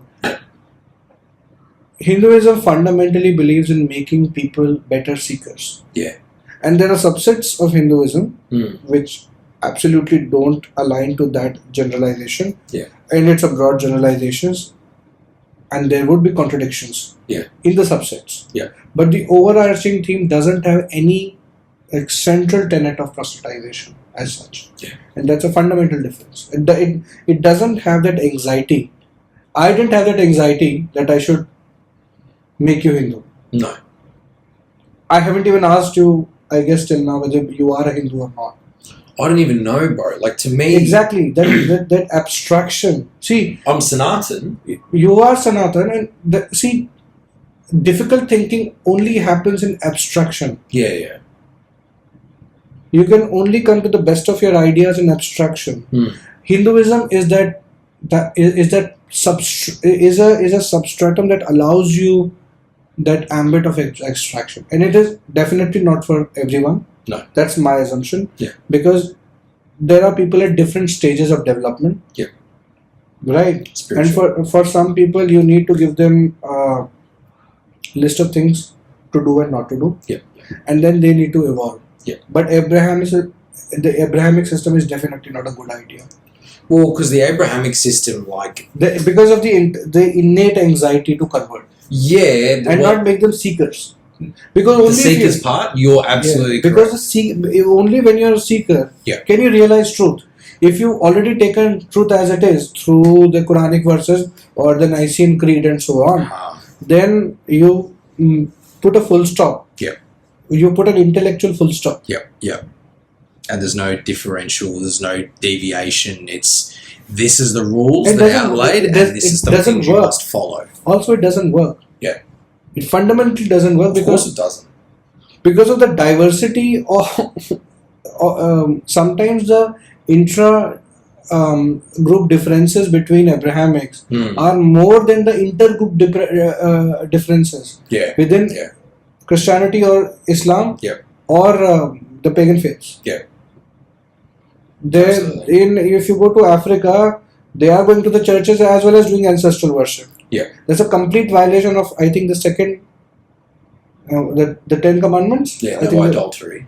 No, the second commandment is what? Which one says that thou shalt not have any other god before me? Thou shalt not worship idols. Thou shalt only worship God. Right. So I think it's the third commandment. Third or fourth, whatever it is. The principle matters in this discussion. Of course. So people in Africa who are going for ancestral worship and as well as going to the church. Contradictions. Hey. Every day. One of my friend from Mozambique called me one day. Brother, you have a niece. I was like, when the fuck did you get married? why wasn't I called? Because he came for my marriage. Now, he said I didn't get married, and I said, okay. He comes from a very conservative Catholic family. So I was like, what's wrong with you? Because I believe that children should only happen after marriage. Fornication, that's your problem. Right. So he said, after a long discussion, he explained to me that what in our culture, what we're doing is, we do marriage as per a traditional system, and then we can have kids. But the church wedding only happens when we sort of get some resources, we get a house and all. Because it's more formalized. It's more of a community thing. Right. So those contradictions will happen because people culture are so different that you can't tie them in the same kind of knot all the time. No. Straitjacketing is not possible with human beings. That is the diversity and difference of thoughts and opinions and ways of living is the very fundamental of humans. Not human civilization. Human civilization is built on humans. You and me, we're categorically, we will have more differences of opinion. It's an interesting thing when two dogs, they won't have this problem because first of all, they don't have opinions. No. True. But that idea of not having opinions, and then when we talk about proselytization and the tools that are laid out, obviously the one thing with Abrahamics is that you're baptized however it forms when you're a child. Obviously Roman Catholics, it's splash of holy water on the forehead, a prayer said, bang, you're a full Catholic now. But it doesn't teach you to seek the faith, to look within. It's it just has these rudimentary rules that these must be adhered to and followed, and there's no deviation. And that goes across the Abrahamic faith. Obviously it seems to be more prevalent now with one particular crowd as opposed to the others, but I think that's just because of everything that I've intentionally made myself observe. But obviously in Roman Catholicism, it's almost like the core root of how Roman Catholicism is sort of laid out for the average person that is brought into the fold. And I guess that's why me being such a rebellious person, that's why it never adhered to me. That's why it never grabbed me in such a way. As I said to you last year, I'd go to church every Sunday. I'd go to the chapel 2 times a week when I was in high school. Even had you bought into that system, you would have always been anxious. It made me anxious, bro. I was anxious to go to church. Even though I never felt any sort of spiritual connection. The fact that I was forced to go, the fact that I was forced to participate in something that I had no connection to from a spiritual level was the most anxiety-inducing thing of high school. Dude, you got 1,200 students, 1,200 men, no women, all boys Catholic college. all the students go to church 2 times a week, and out of all the families, I would comfortably say at the time, maybe 60 to 70% would go to church on the Sundays, as opposed to the others where the kids would just participate in chapel processions and stuff like that. But that idea of forcing the hand of people to participate instead of seeking their own sort of spiritual, how would I describe it? Instead of their own spiritual journey, that in and of itself causes anxiety. It's like, why am I... It's no different to when someone says, don't do this, don't do that, do this, do that. It's not much different. Those mechanisms cause anxiety themselves. That cause anxiety, it doesn't matter what age group, children, young kids, teenagers, adults, elderly, it doesn't matter. When you tell someone they have to do something, or they should not do something, or they cannot do something, they're mechanisms for causing anxiety. In fact, what I'm trying to tell you is, even those who are asking you to do those things, Yeah. they are also anxious. Of course. Because Absolutely. they can't see anyone behaving beyond the uniform. Yeah. So it's going both ways. It's Absolutely. anxiety, inducing anxiety, again, back and forth, anxiety. By the way, this anxiety comes from a book called, this concept has been refined in a book called Indra's Net by Rajiv Malhotra. You're gonna have to send it to me, spell it out to me. I've already given to you. You've already given it to me. On Well, WhatsApp. I'm gonna have to go back through the WhatsApp history and find it and go over it. Yeah. The other thing that I find very suspicious and surreptitious is the absolute washing away of sins. Say that again. Once you become, say you proselytize. Yep. Once you proselytize, Yep. right? Whatever you've done in the past, so gone. Spray some water on my face. Now I'm cleansed of all sins, whether that involves... And you can do it every day. Yeah, of course. You cleanse your sins every single day. But I go and do X, Y, Z. I go and speak to the priest. I go into the chapel. I go sit in a little room. I confess. Right I click, confess my sins. right click on the top 3 dots, clear history. Yeah. I think that's a major pampering for a lot of individuals who are sort of screwed up in the head. 100%. 100%. It's interesting because it almost incentivizes sin. It actually incentivizes sin, which is incredibly counterproductive to the faiths themselves. Incredibly cathartic. Yeah. See, sin, everybody knows the truth. Deep in their mind. If I ask you to believe something that internal, deep in your heart, you know is false, you will be anxious. Yeah, of course. Absolutely. Right? So, for example, say, my father is a criminal. Everybody knows it. But if I have to preserve that the truth in my own head, that he is a nice person, I will always be anxious. Of course. Whether it's, whatever mental gymnastics that I have to do, I do. But that anxiety will remain. Doing the gymnastics is the anxiety mechanism. Yeah. It's crazy. Dissonance. Yeah, full on dissonance. Full on dissonance. And this everyday washing away of sins and all, it kind of creates a weird incentive mechanism. That's one.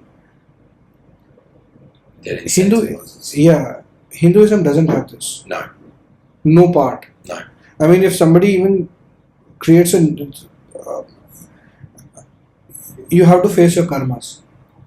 Well, that's where the major difference nowadays is. It's like, it's not the easy way out. You've done something. You have your prarabdha. You have your karma, drid, atidrid, and others. Whatever those concepts are, they're a whole different debate. But some form of so you have to face your karmas one way or the other. Yeah, 100%. You can mitigate the results. There are remedies and all for that, but there are some karmas which you can't evade. Spoke about this is like academically or philosophically speaking. It may or may not be truth, and that's a totally different debate. But conceptually speaking, you have to face your karmas. Yeah. You have to bear the results. Oh, you're not going to find any argument from me. I've you know my journey, so Yeah. it's been one that I've seen, and I wonder. I've had conversations with Christians on Twitter Spaces, and obviously, they find it a bit odd. Like, what's this white guy doing in India? Is he practicing Hinduism and all this and that? And then I was baptized Roman Catholic and this and that. And the one thing I've noticed that Christians, probably Abrahamics in general, I don't know too much with Judaism when it comes to the nature of afterlife and rebirth and stuff like that. Mm-hmm. But obviously, at least from Catholicism and Islam, that's a non-existent thing, this idea of rebirth. And not just the rebirth, also generational karma. So we've spoken before about karmas, and you had mentioned to me once about 2 or 3 types of karmas. And there's the karmas that are handed down, much like genetics. Then there's the karmas that are sown by your own hand. And then there's the karmas that flow in between. And it's like the way I took it at the time was the karmas that are born of almost like societal interactions, like how you interact in the world. So, for example, with my history, obviously, my ancestors had some wrongdoings, and those karmas from not just from the experience of sort of drenching myself in dharma, but the experience of the reading material, the family history, stuff like that, knowing full well that this lines up with this, everything that has happened, the degradation of family financial structures, the degradation of the family unit as a whole, how that has come about is one thing. So generational karma there. And then the karmas that you dish upon, or the karmas that come to you based on your interactions with the world, your actionaries, and then almost like the karma of the environment itself, the physical space that you exist within. So this free-flowing karma that exists between all consciousnesses in that physical space. I've tried to wrap my head around that specific thing. It's a difficult concept. It's a very difficult concept, but the former and the latter of generational and individual is much more palatable for me to understand, naturally speaking. But that idea and bringing that over to Christians or Muslims or Jews, I think Judaism actually has a concept of karma, and it's slightly different, but an idea of it. But I think it's more of a hand down of God as opposed to like the fabric of reality. I also don't know much about Judaism. Yeah, it's a bit of it's a complex thing. One day I'd love bit to of a go, secret. oh look, it's not that it's a secret, just not everyone can read friggin' Aramaic or Hebrew. Like, and not even just that. And they don't knock the door. No, and look, obviously Judaism is probably the only one out of the Abrahamics that doesn't proselytize in any way, shape or form. And the only way it does proselytize itself is only when marriage is involved. That's the only time proselytization comes in. You're not seeing Jews on they're not coming to your house, knocking on the door, have you heard the good word? They're not doing that. Only Mormons and Jesuits and Christians go and do that. But the generational karma and the rebirth, those concepts, they're actually interlaid in the Bible. When you understand specific passages, there is an interlaying idea of it. You could actually argue that that's what Jesus was talking about. Obviously, Jesus said a few things, and obviously these things are written down by John, and these things are written down by Bartholomew and Luke and such. But I think the idea of Christians or Abrahamics being able to wrap their head around generational karma is something that's a very difficult pill to swallow because it's just, I think it's so nuanced. It's like the concept is very the concepts are very contradictory Of to each other. course. So you're born in sin and then you get free. But it's And to a weird better because it's world. not. No, you're born in sin and then you get redeemed to a better world. Right? Yeah. That's the central Yeah, tenet. yeah, Here it is that you are born in a very complex situation. yeah. There is no bloody way out of this except moksha. It's a Mm. very hard concept. But they're not that different. They're actually very similar. Obviously, I'm talking about the idea of being born into sin, being born with generational karma, reaching moksha, reaching heaven. How do you achieve that? How do you tie up? Towards the end of one, there is zero. Yeah. And towards the end of the other, there's a shopping mart. I'll take 72 of that, please.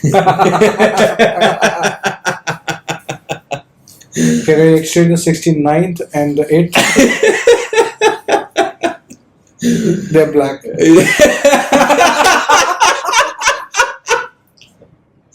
Oh my gosh. But hey, look, man, I'll be honest. I First of think all, Westerners have a good, at least a basic concept. admission, of karma. I always think Jesus was a very nice guy. Well, I mean, look, I don't even know if he existed. Like, I believe, like, this is the thing with me. I've obviously explained it to you, but to the listeners, like, people obviously on Twitter, people that are not The Hindu story, will call me Hindu. the myths around ISIS and the myths around Jesus. Yeah. The same. Yeah. The Egyptian god Isis. Yeah. And you've seen that Black Madonna The statue. statue, Yeah, the yeah. Madonna holding a child. Yep. Now there are no origins, like defined origins of that in Christianity. Mm. Yeah, but in Egyptian theology, it's Mm. Horus Yeah. and Iris. Uh, Iris with her husband. Yeah. They form the Trinity. Yeah. And that Black Madonna is identical to Horus and Isis. That's the mother holding a child. Interesting. A lot of and a lot of occult origins of that. See, that got because By the way, before we move to the next topic, see, regarding rebirth and acceptance of theologies or philosophies, you naturally accept what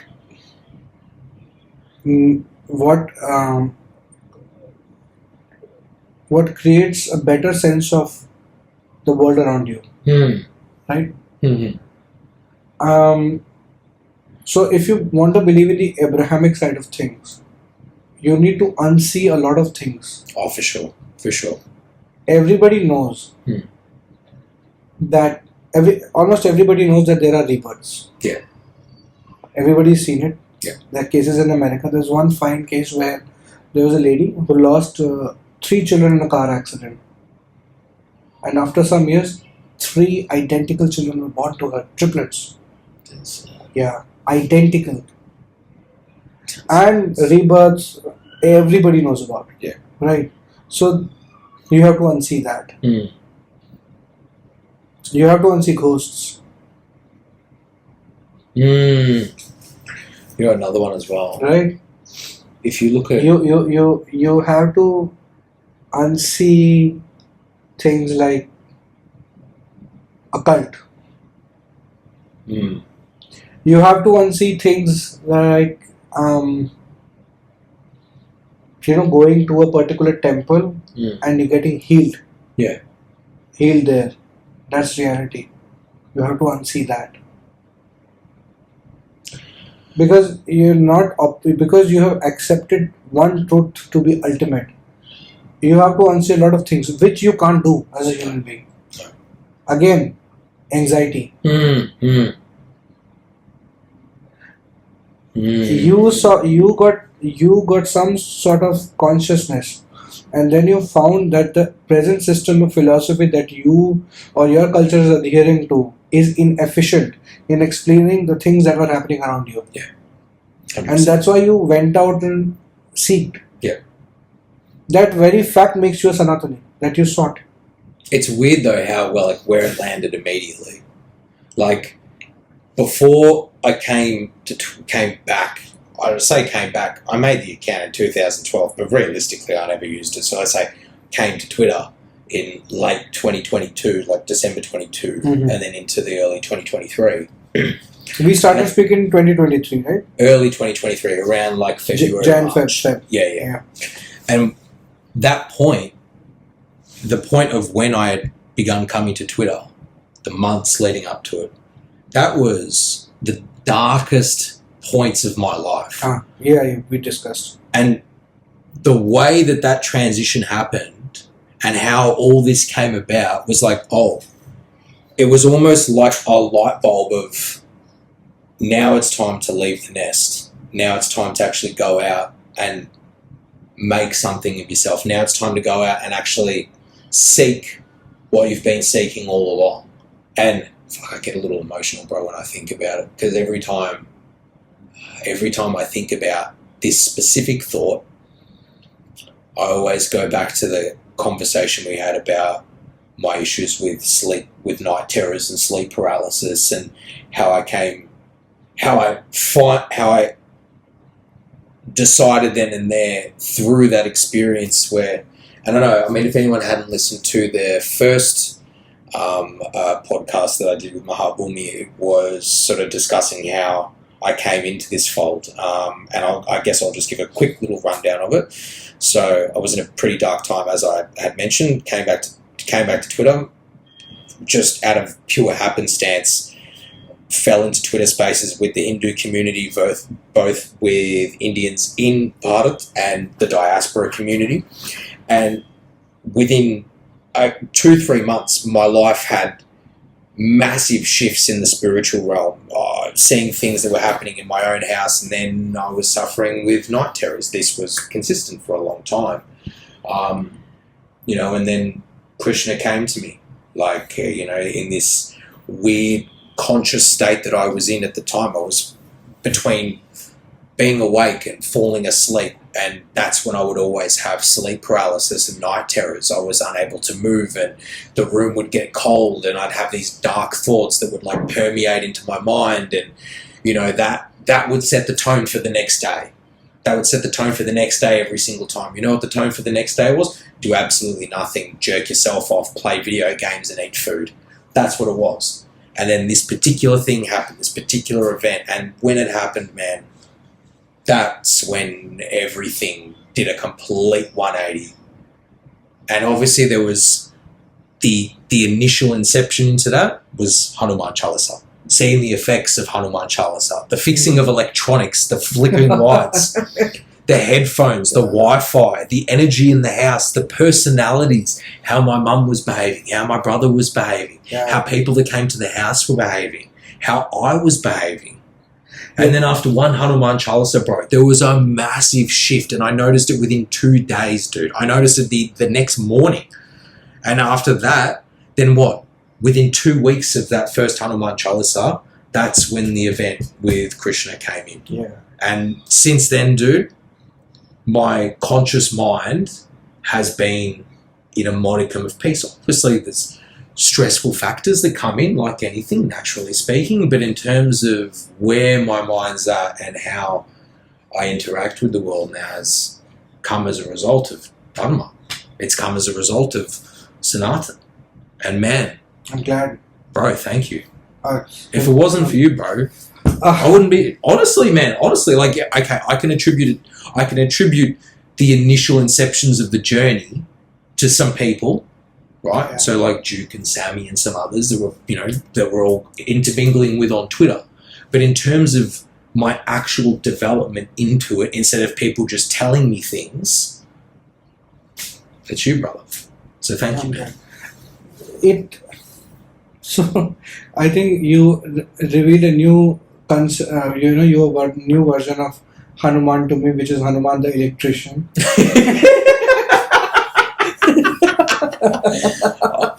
I could picture him in a little what are they called? Those little Dangri. Yeah. Why? But even to me, it came as a message, because when I was sitting, and by the way, me as like a practicing Hindu, not very old. Mm. I am born into that culture, but for most part, I rejected this culture because it was because I hadn't experienced it. Mm. Now I've got a taste of blood. So it's a different person. Yeah. And so once I started doing things and I started having a lot of deep into the meditation, I would see things. Mm. Right. And one of those things, one day I was just sitting and I was like, something from inside told me talk to this guy. It's a And I put out a Twitter message. I put out it because the complexity of karma, right? of course. I was very afraid to interact. Very, very afraid to interact. Because I was dealing with a lot of my own personal shit. Mm. So initially I just put out a Twitter post about a particular thing, which I thought that if you are the right person to receive it, you will see it nevertheless. Mm. But then in the same day, you started having this conversation about this night terror that you had. Mm. And I was like, let's take this conversation out of the blog. Yeah. And then we had that interaction. And I showed you something that you had perhaps seen in your dreams. Yeah. Right? Which was fantastic because I didn't think that things of that caliber will ever come to me. But even as a concept, I've never thought that, I'll do magic. Bro, I never thought. It was wild. I never It was thought. wild for me. And by the way, once we started interacting, I definitely know that there were some things very, very wrong at your end. Mm. And I felt the influence of those things here. Yeah, and that's another thing as well, like Right. that developmental process and how we had this weird connection, Yeah. beautiful but weird connection across time and space, Yeah. like actually across time and space, and things were happening, and then like once I was here and everything the events that were transpiring here in the first 3 months. Going to Trimbakeshwar and going to Sri Kalahasti and going to Somnath and all of this and that. One of the things that, has come about is the leaving and taking of energy. Yeah. Man. Because of you, I also started doing I also indulged into protective practices. Yeah. I wanted to protect myself. He had to put salt outside the front door and cover the room with it. No, I'm joking, obviously. No, but it helped me evolve because then it is your dharma to aid whoever needs it and rightfully needs it. And I thought that already a premonition kind of a thing came. I'm nothing egoistic about it and I'm not putting it out there, but these things happen, and if it happens to others and somebody else can help others, then that's the one thing that you should be really liberal about. 100%. The issue with that kind of karma is that when you don't know a territory, you don't know the side effects of that indulgence, that's a very different area. But if you think that it is dharma, then don't worry about the karma. Let the karma be taken care of by the deity. Yeah, 100%. 100%. Have that purusharth. Have that bloody machismo, even if you're a woman. I don't know what's the proper word for it, but have that. Be brave. Be courageous. Well, it's the same. No, don't be ashamed. Don't be ashamed. I know I say that heavily handedly. See, taking risks require courage. Of course. In the words of Christopher Hitchens. Yeah. Courage is not a primary virtue. Yeah. But it is a thing that lets all other virtues exist. Yeah, for sure. Right. So have the courage. Any god, any deity will have no use of a person without bravado and courage. I can't stop thinking about what will I do. So take that risk. Help people. It requires courage. Yeah. If you can't do anything, try to help somebody. Try to make their lives better. That's it. Well, that's just the. I mean, that's the only principle that I adhere to. You have to, bro. Right. It's all at the end of the day. And I have seen that this risk taking has led me to very dark places. Yeah, it took me to a dark place. Man. But I think it's meant to be, and it's a test. One has to do it. If you be wussy all the time and you want to protect yourself all the time, be clear and just do your nitya karma and all that, right? But fundamentally, be useless to the society and Sanatan in general. Yeah. Please. You know, the one thing that... Sanatan is a path of the brave. Say that again. Sanatan is a path of the brave. It is a part of the brave. Otherwise, be happy with the of course. rivers of wine and 72 virgins. Period. And that acceptance, that specific style of acceptance, it's funny that you mention it. So, when I was in Mumbai in December, obviously I didn't know what was happening back at home until 3-4 days. Well, by the 5th day in Mumbai, finding out what happened on the 3rd day that I was in Mumbai, and how the moment I landed in Mumbai, I knew straight away something was up. I felt it in my bones, I felt it in my mind, I felt it in my balls. And I couldn't dissect it, I couldn't understand it, but I felt that there was a weight on me when I was in Mumbai. I felt really, really heavy. And then, as I said, and when I spoke to you, that next day I was getting sick. I can relate. Man, by that 3rd day, when I went to Sri Siddhi Vinayak, I have never felt that shit in my entire life. Like, I felt crap, yeah? And I'm not talking about the night terrors that I used to experience, that's secondhand. But in terms of how I interact with the world, I didn't want to interact with it. I didn't want to leave the hostel. I was sleeping in this tiny little 1.5 meter by 1 meter little box, just my little bed. I didn't want to leave it. I didn't want to interact with anyone. I just wanted to go to a couple of caves and then come back to Ahmedabad to go and sit, to be with Manu. I didn't want to go and, do all this and that.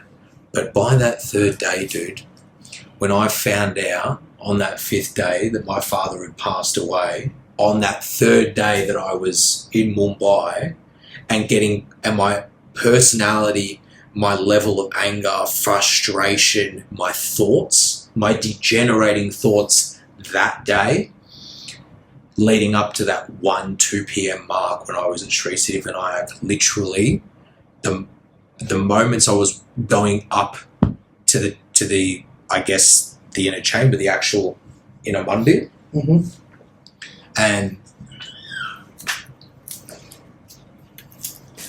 fuck, man. Did you feel better after going to the temple? Yeah. But I was still... It feels like there is something... It took a few days to wean off, but after that, I did. I felt a sense of lightness, and then obviously a couple of days later, finding out. But the point I was going to make...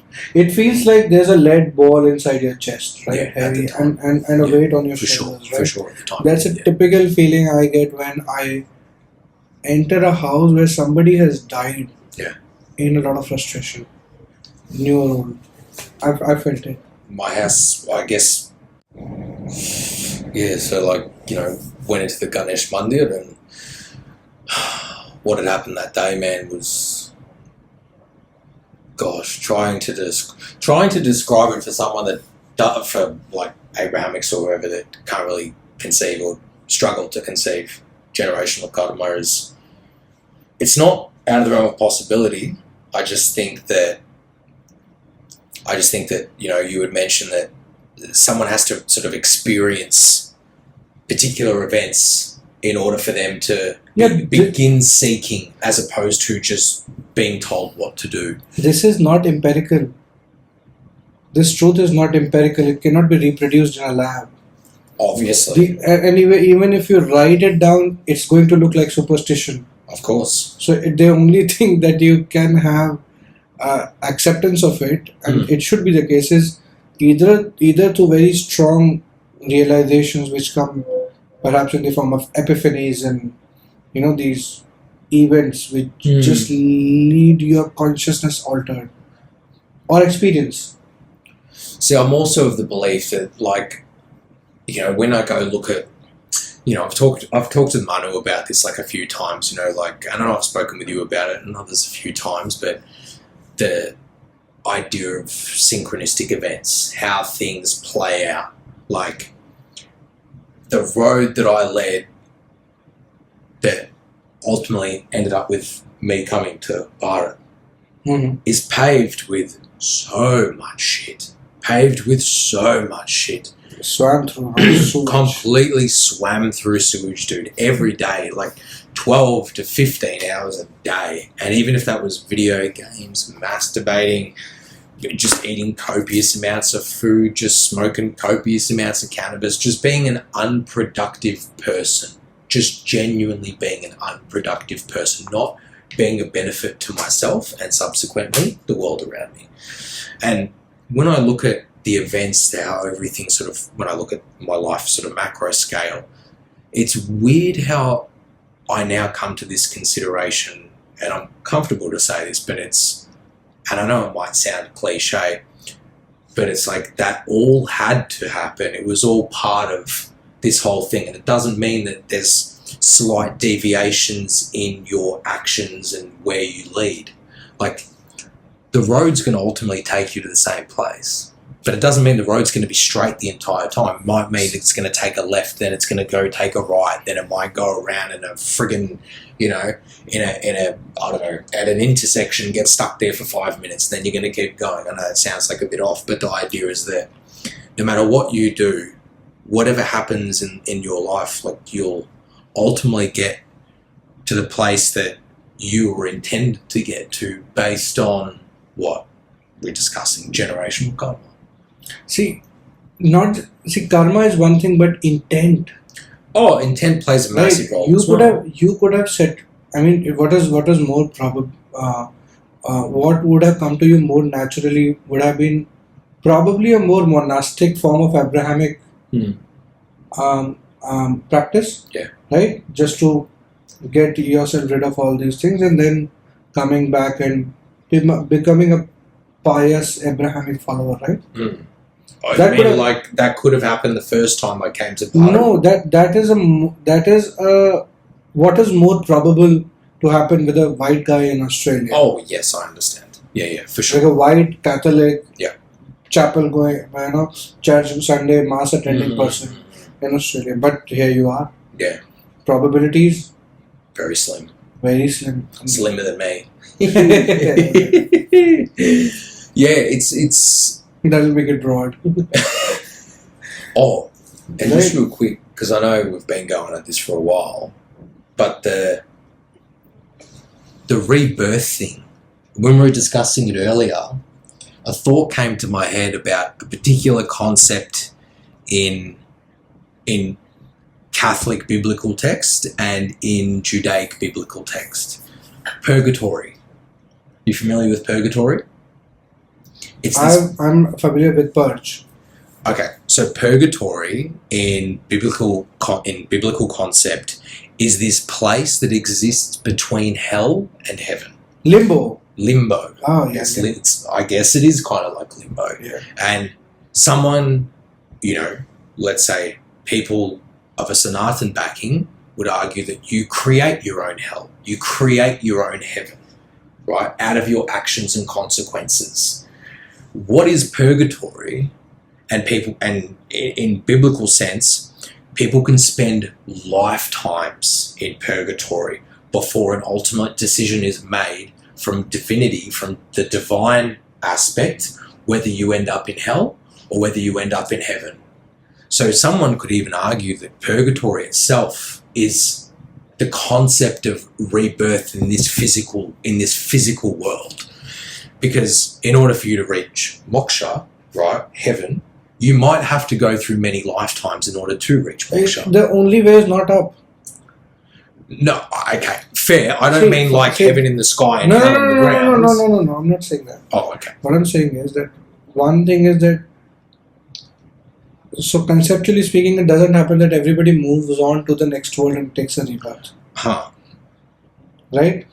I mean, moving on is a central problem in Yes, in Hinduism. Correct. Right? Yeah. So not everybody moves on. People get stuck. Yeah.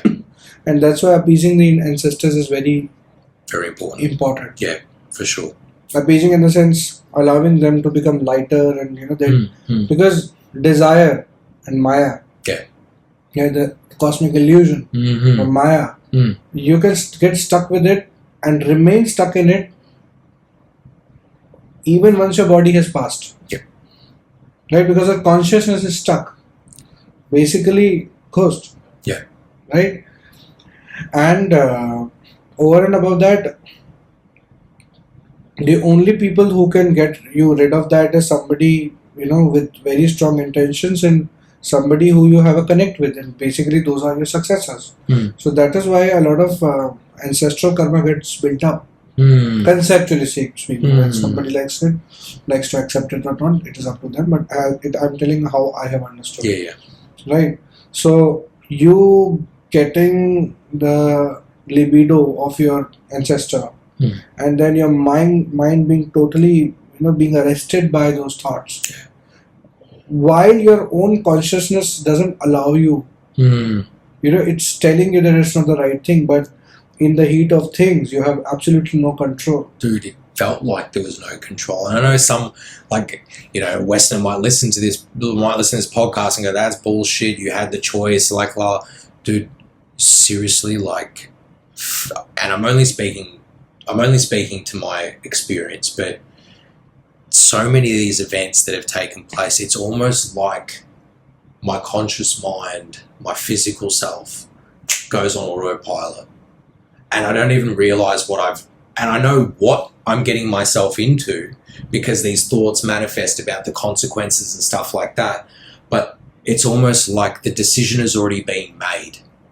And there's this autopilot that sort of takes place. And obviously this doesn't happen to me anymore. This was sort of prior to this. I still think there's an element to it.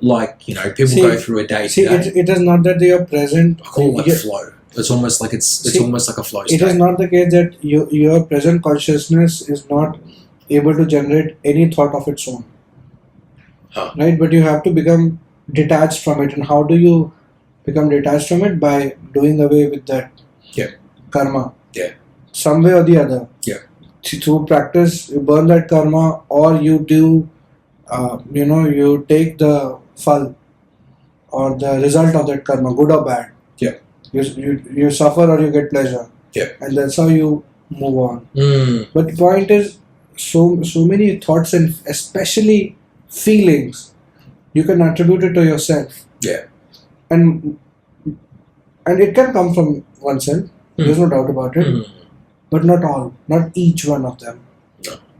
See, have you ever wondered that particular kind of music provokes particular kind of thoughts? Yeah.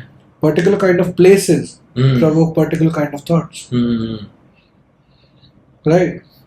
Yeah, well, I know that now more than what I would have prior to 2020, 2023. Yeah, for sure. Right. So you might be thinking that those thoughts are coming from your own consciousness. That might not be the case. That may be the case. But that also might not be the case. I don't think it's. How do you distinguish? Only when you have a very sincere and a very strong realization of your true nature. Yeah. Can you distinguish whether these are your thoughts or someone else's? So I'll give you an example. One day, while coming back from work, I was doing some shifting on the audio board of the car, and I stopped my car because I didn't want to drive while I was doing that thing. And from there, I came home. After that, I started having very odd kind of last vicious thoughts and very disturbing thoughts.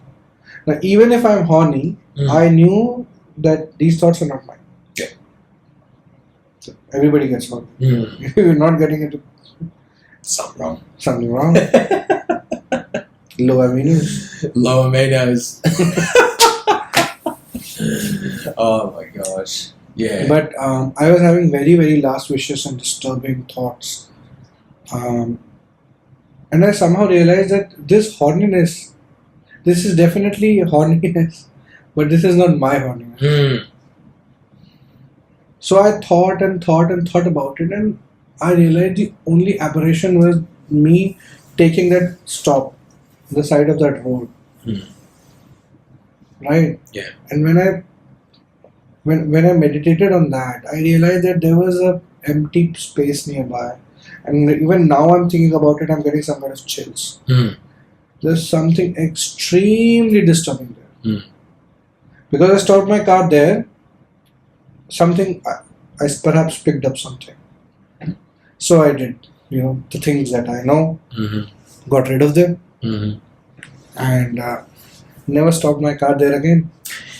But the next day, and I realized it particularly when I was going back to my office in the morning, Mm. and I was still wondering why such emotions are coming into my brain. Mm. Now when I passed that area, I stopped again, and I was like, they came from here. And I looked at that place, and it was eerie, very eerie. Mm. Just moved on, went to the office, came back home in the night, did whatever I knew I can, Mm. and that day I realized, and after that I heard somebody saying that environment around you and the consciousness in the environment around you are capable of inducing thoughts. Mm. And I thought it was like almost like a lesson to me. Almost somebody was trying to teach me through experience. Because what are the chances that you experience something Mm. and then you hear somebody talking about it? Well, this is that thing that I mentioned about synchronistic moments. Yeah. Like it's so weird how it happens. I know people will go like, oh, coincidence. Like, how many coincidences have to happen before you like actually register the idea that maybe it's beyond just sheer randomness?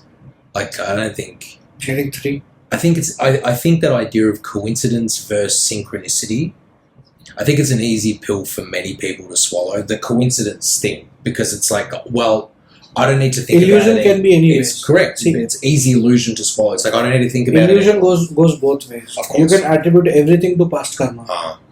Yeah, true. Well, true. And you can attribute everything to coincidence.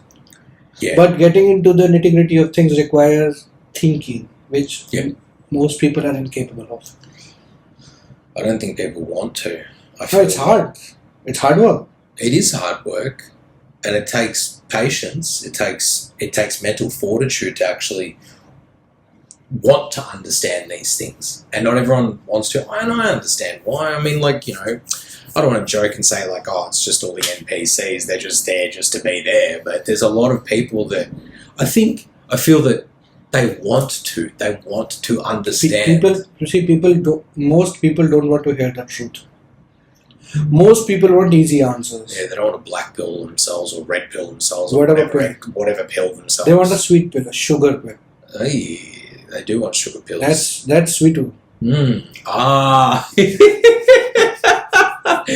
See, that's it. That's okay. This is a perfect definition of a sweet tooth. Yeah. You don't want a black pill. They want You a don't want the red pill. You don't want the blue pill. You don't want any pill. You want sugar. This is the central tenet of today's culture. Yeah. In Bharat. If you ask what are the two tenets of Hinduism right now in Bharat, dancing and eating sweets. I 100% agree if that's Gujarat. I can't obviously speak for the rest of India, but I'm sure it's very... Dancing has become a geostrategic move. Well, Another conversation. it's interlaid into so much anyway. And They dance around a missile. and they do puja at a missile as well. I saw a photo the other day. There was some sort of military missile that was just like laid out, and there was a guy that was like doing puja with like coconuts and that. Like that, like maybe he's just blessing it to make sure that like it actually operates, that it works. you'd hate the thing to blow up if you Till launched he it. is not breaking it on one of the optical devices, it's fine. Oh, well, I didn't see him cracking the coconut on it. No, I think he cracked the coconut on the ground in front of it. Yeah. And that's a, you know, sort of, I guess to sort of like wrap up the whole thing. I think for people that, and this is what I'm about to say is going to sort of lean mainly into people in India as opposed to outside of India. It's going to offend them? No. It's I'm disappointed. Well, I mean, some might get offended. Like what I'm Please, saying is then more relative. Nice. Yeah. But like, don't be a pussy when it comes to national pride in a faith that has backed not just you, but hundreds of generations of ancestors. Yeah. That thing that has driven a culture to survive as long as it has. And now today, you've just got these people that just want to like completely like, not dismiss it intentionally, not consciously dismiss it, but it's like subconsciously dismissing it as a whole. Like, why we just get the separation of Bharat and Hinduism? Because it's hard. It's a hard system to keep in your mind. Secularism, constitution is ultimate. It's easy mode. It's easy mode. It is easy mode. Thinking about consciousness wreaks havoc on your liver and kidneys. Gives you anxiety. I mean, They can just have an Ayurvedic drink. They can just like have some turmeric, some ginger. Maybe have some like in a can. No, In a can? No, not in a can. Don't put it in a can. Someone will try to put it in a freaking can. No, just cleanse your gut out. Like just drink some like nimble pani, lemon water. Sorry. I think the thing is that you can settle for easy answers. Most people settle for easy answers. But that necessarily is not the truth. It tends to get placated as truth. Yeah. But it's not. Placating truth is that means it's lies. Yeah. Right. And if somebody is telling you what they have not seen, sweet lies. right? Sweet lies. Telling somebody, oh, you do whatever, you're gonna get 72 nice babes, 25 foot long, Every color, any color that I want. opaque skin, white skin, pink skin, green skin, any kind of skin, doesn't really matter. rivers of wine and milk and honey. Oh, yeah. But like, why can't you have it in this life? Why can't you have that in this? I'm not obviously talking about the 72, I'm talking about the rivers of wine and honey, I'm talking about prosperity. You can have prosperity in your personal life. You can have prosperity in your family life. And that doesn't just mean financially, of course. That's spiritually as well. Like, you need to release If the people that. if people have prosperity, what will the godman have? What will the what? Godman. Those who collect the taxes in the name of the divine, what will they have? Well, I'd like to think there'd be more, because if everyone's participating in this idea of prosperous mindsets, prosperous society, sort of ideals, a prosperous nation, everyone benefits. That's my initial thoughts. Maybe you have to. I mean, maybe ask the question. if that was if that was the case, then there was no real need to. The problem is that if you want to operate at scale, either you need to be very, very intelligent, or you need to make the population dumber than yourself. That tends to be and the latter is what most people end up doing. It's what most governments also end up doing. It's easier. It's easier to play in the latter than the former. See, cults and Abrahamic systems. Yeah. they are governance. Yeah, of course. Even parts of, becoming consciousness is a very painful activity. It turns you wild. For sure. Right. So there has to be some modicum level of hierarchy and all those things. Mm-hmm. But absolutely scuttling the human consciousness to a bunch of books. In fact, any books. It can be a million books. Mm-hmm. Right? People not thinking is a problem. People accepting cheap truths is a problem. Cheap truths, cheap dopamine, cheapness is a problem. Yeah, it is. Right? Because experience comes with hard work. Any kind of experience, you have to venture out of your comfort zone and you moved here out of the marsupial land. Right? Yeah. You could have been very cozy there.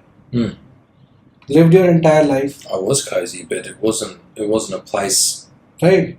It was. But you took the effort out. You were courageous enough to end up in a country where naturally you would have, not naturally, but instinctively you might have never come. The bar on comfort is lowered. Yeah. That's what I would say. The bar on comfort is lowered. Yeah. For me, it's actually come with a lot more comfort, to be honest with you. It is, but making that transition is what most people are incapable of doing. Yeah, of course.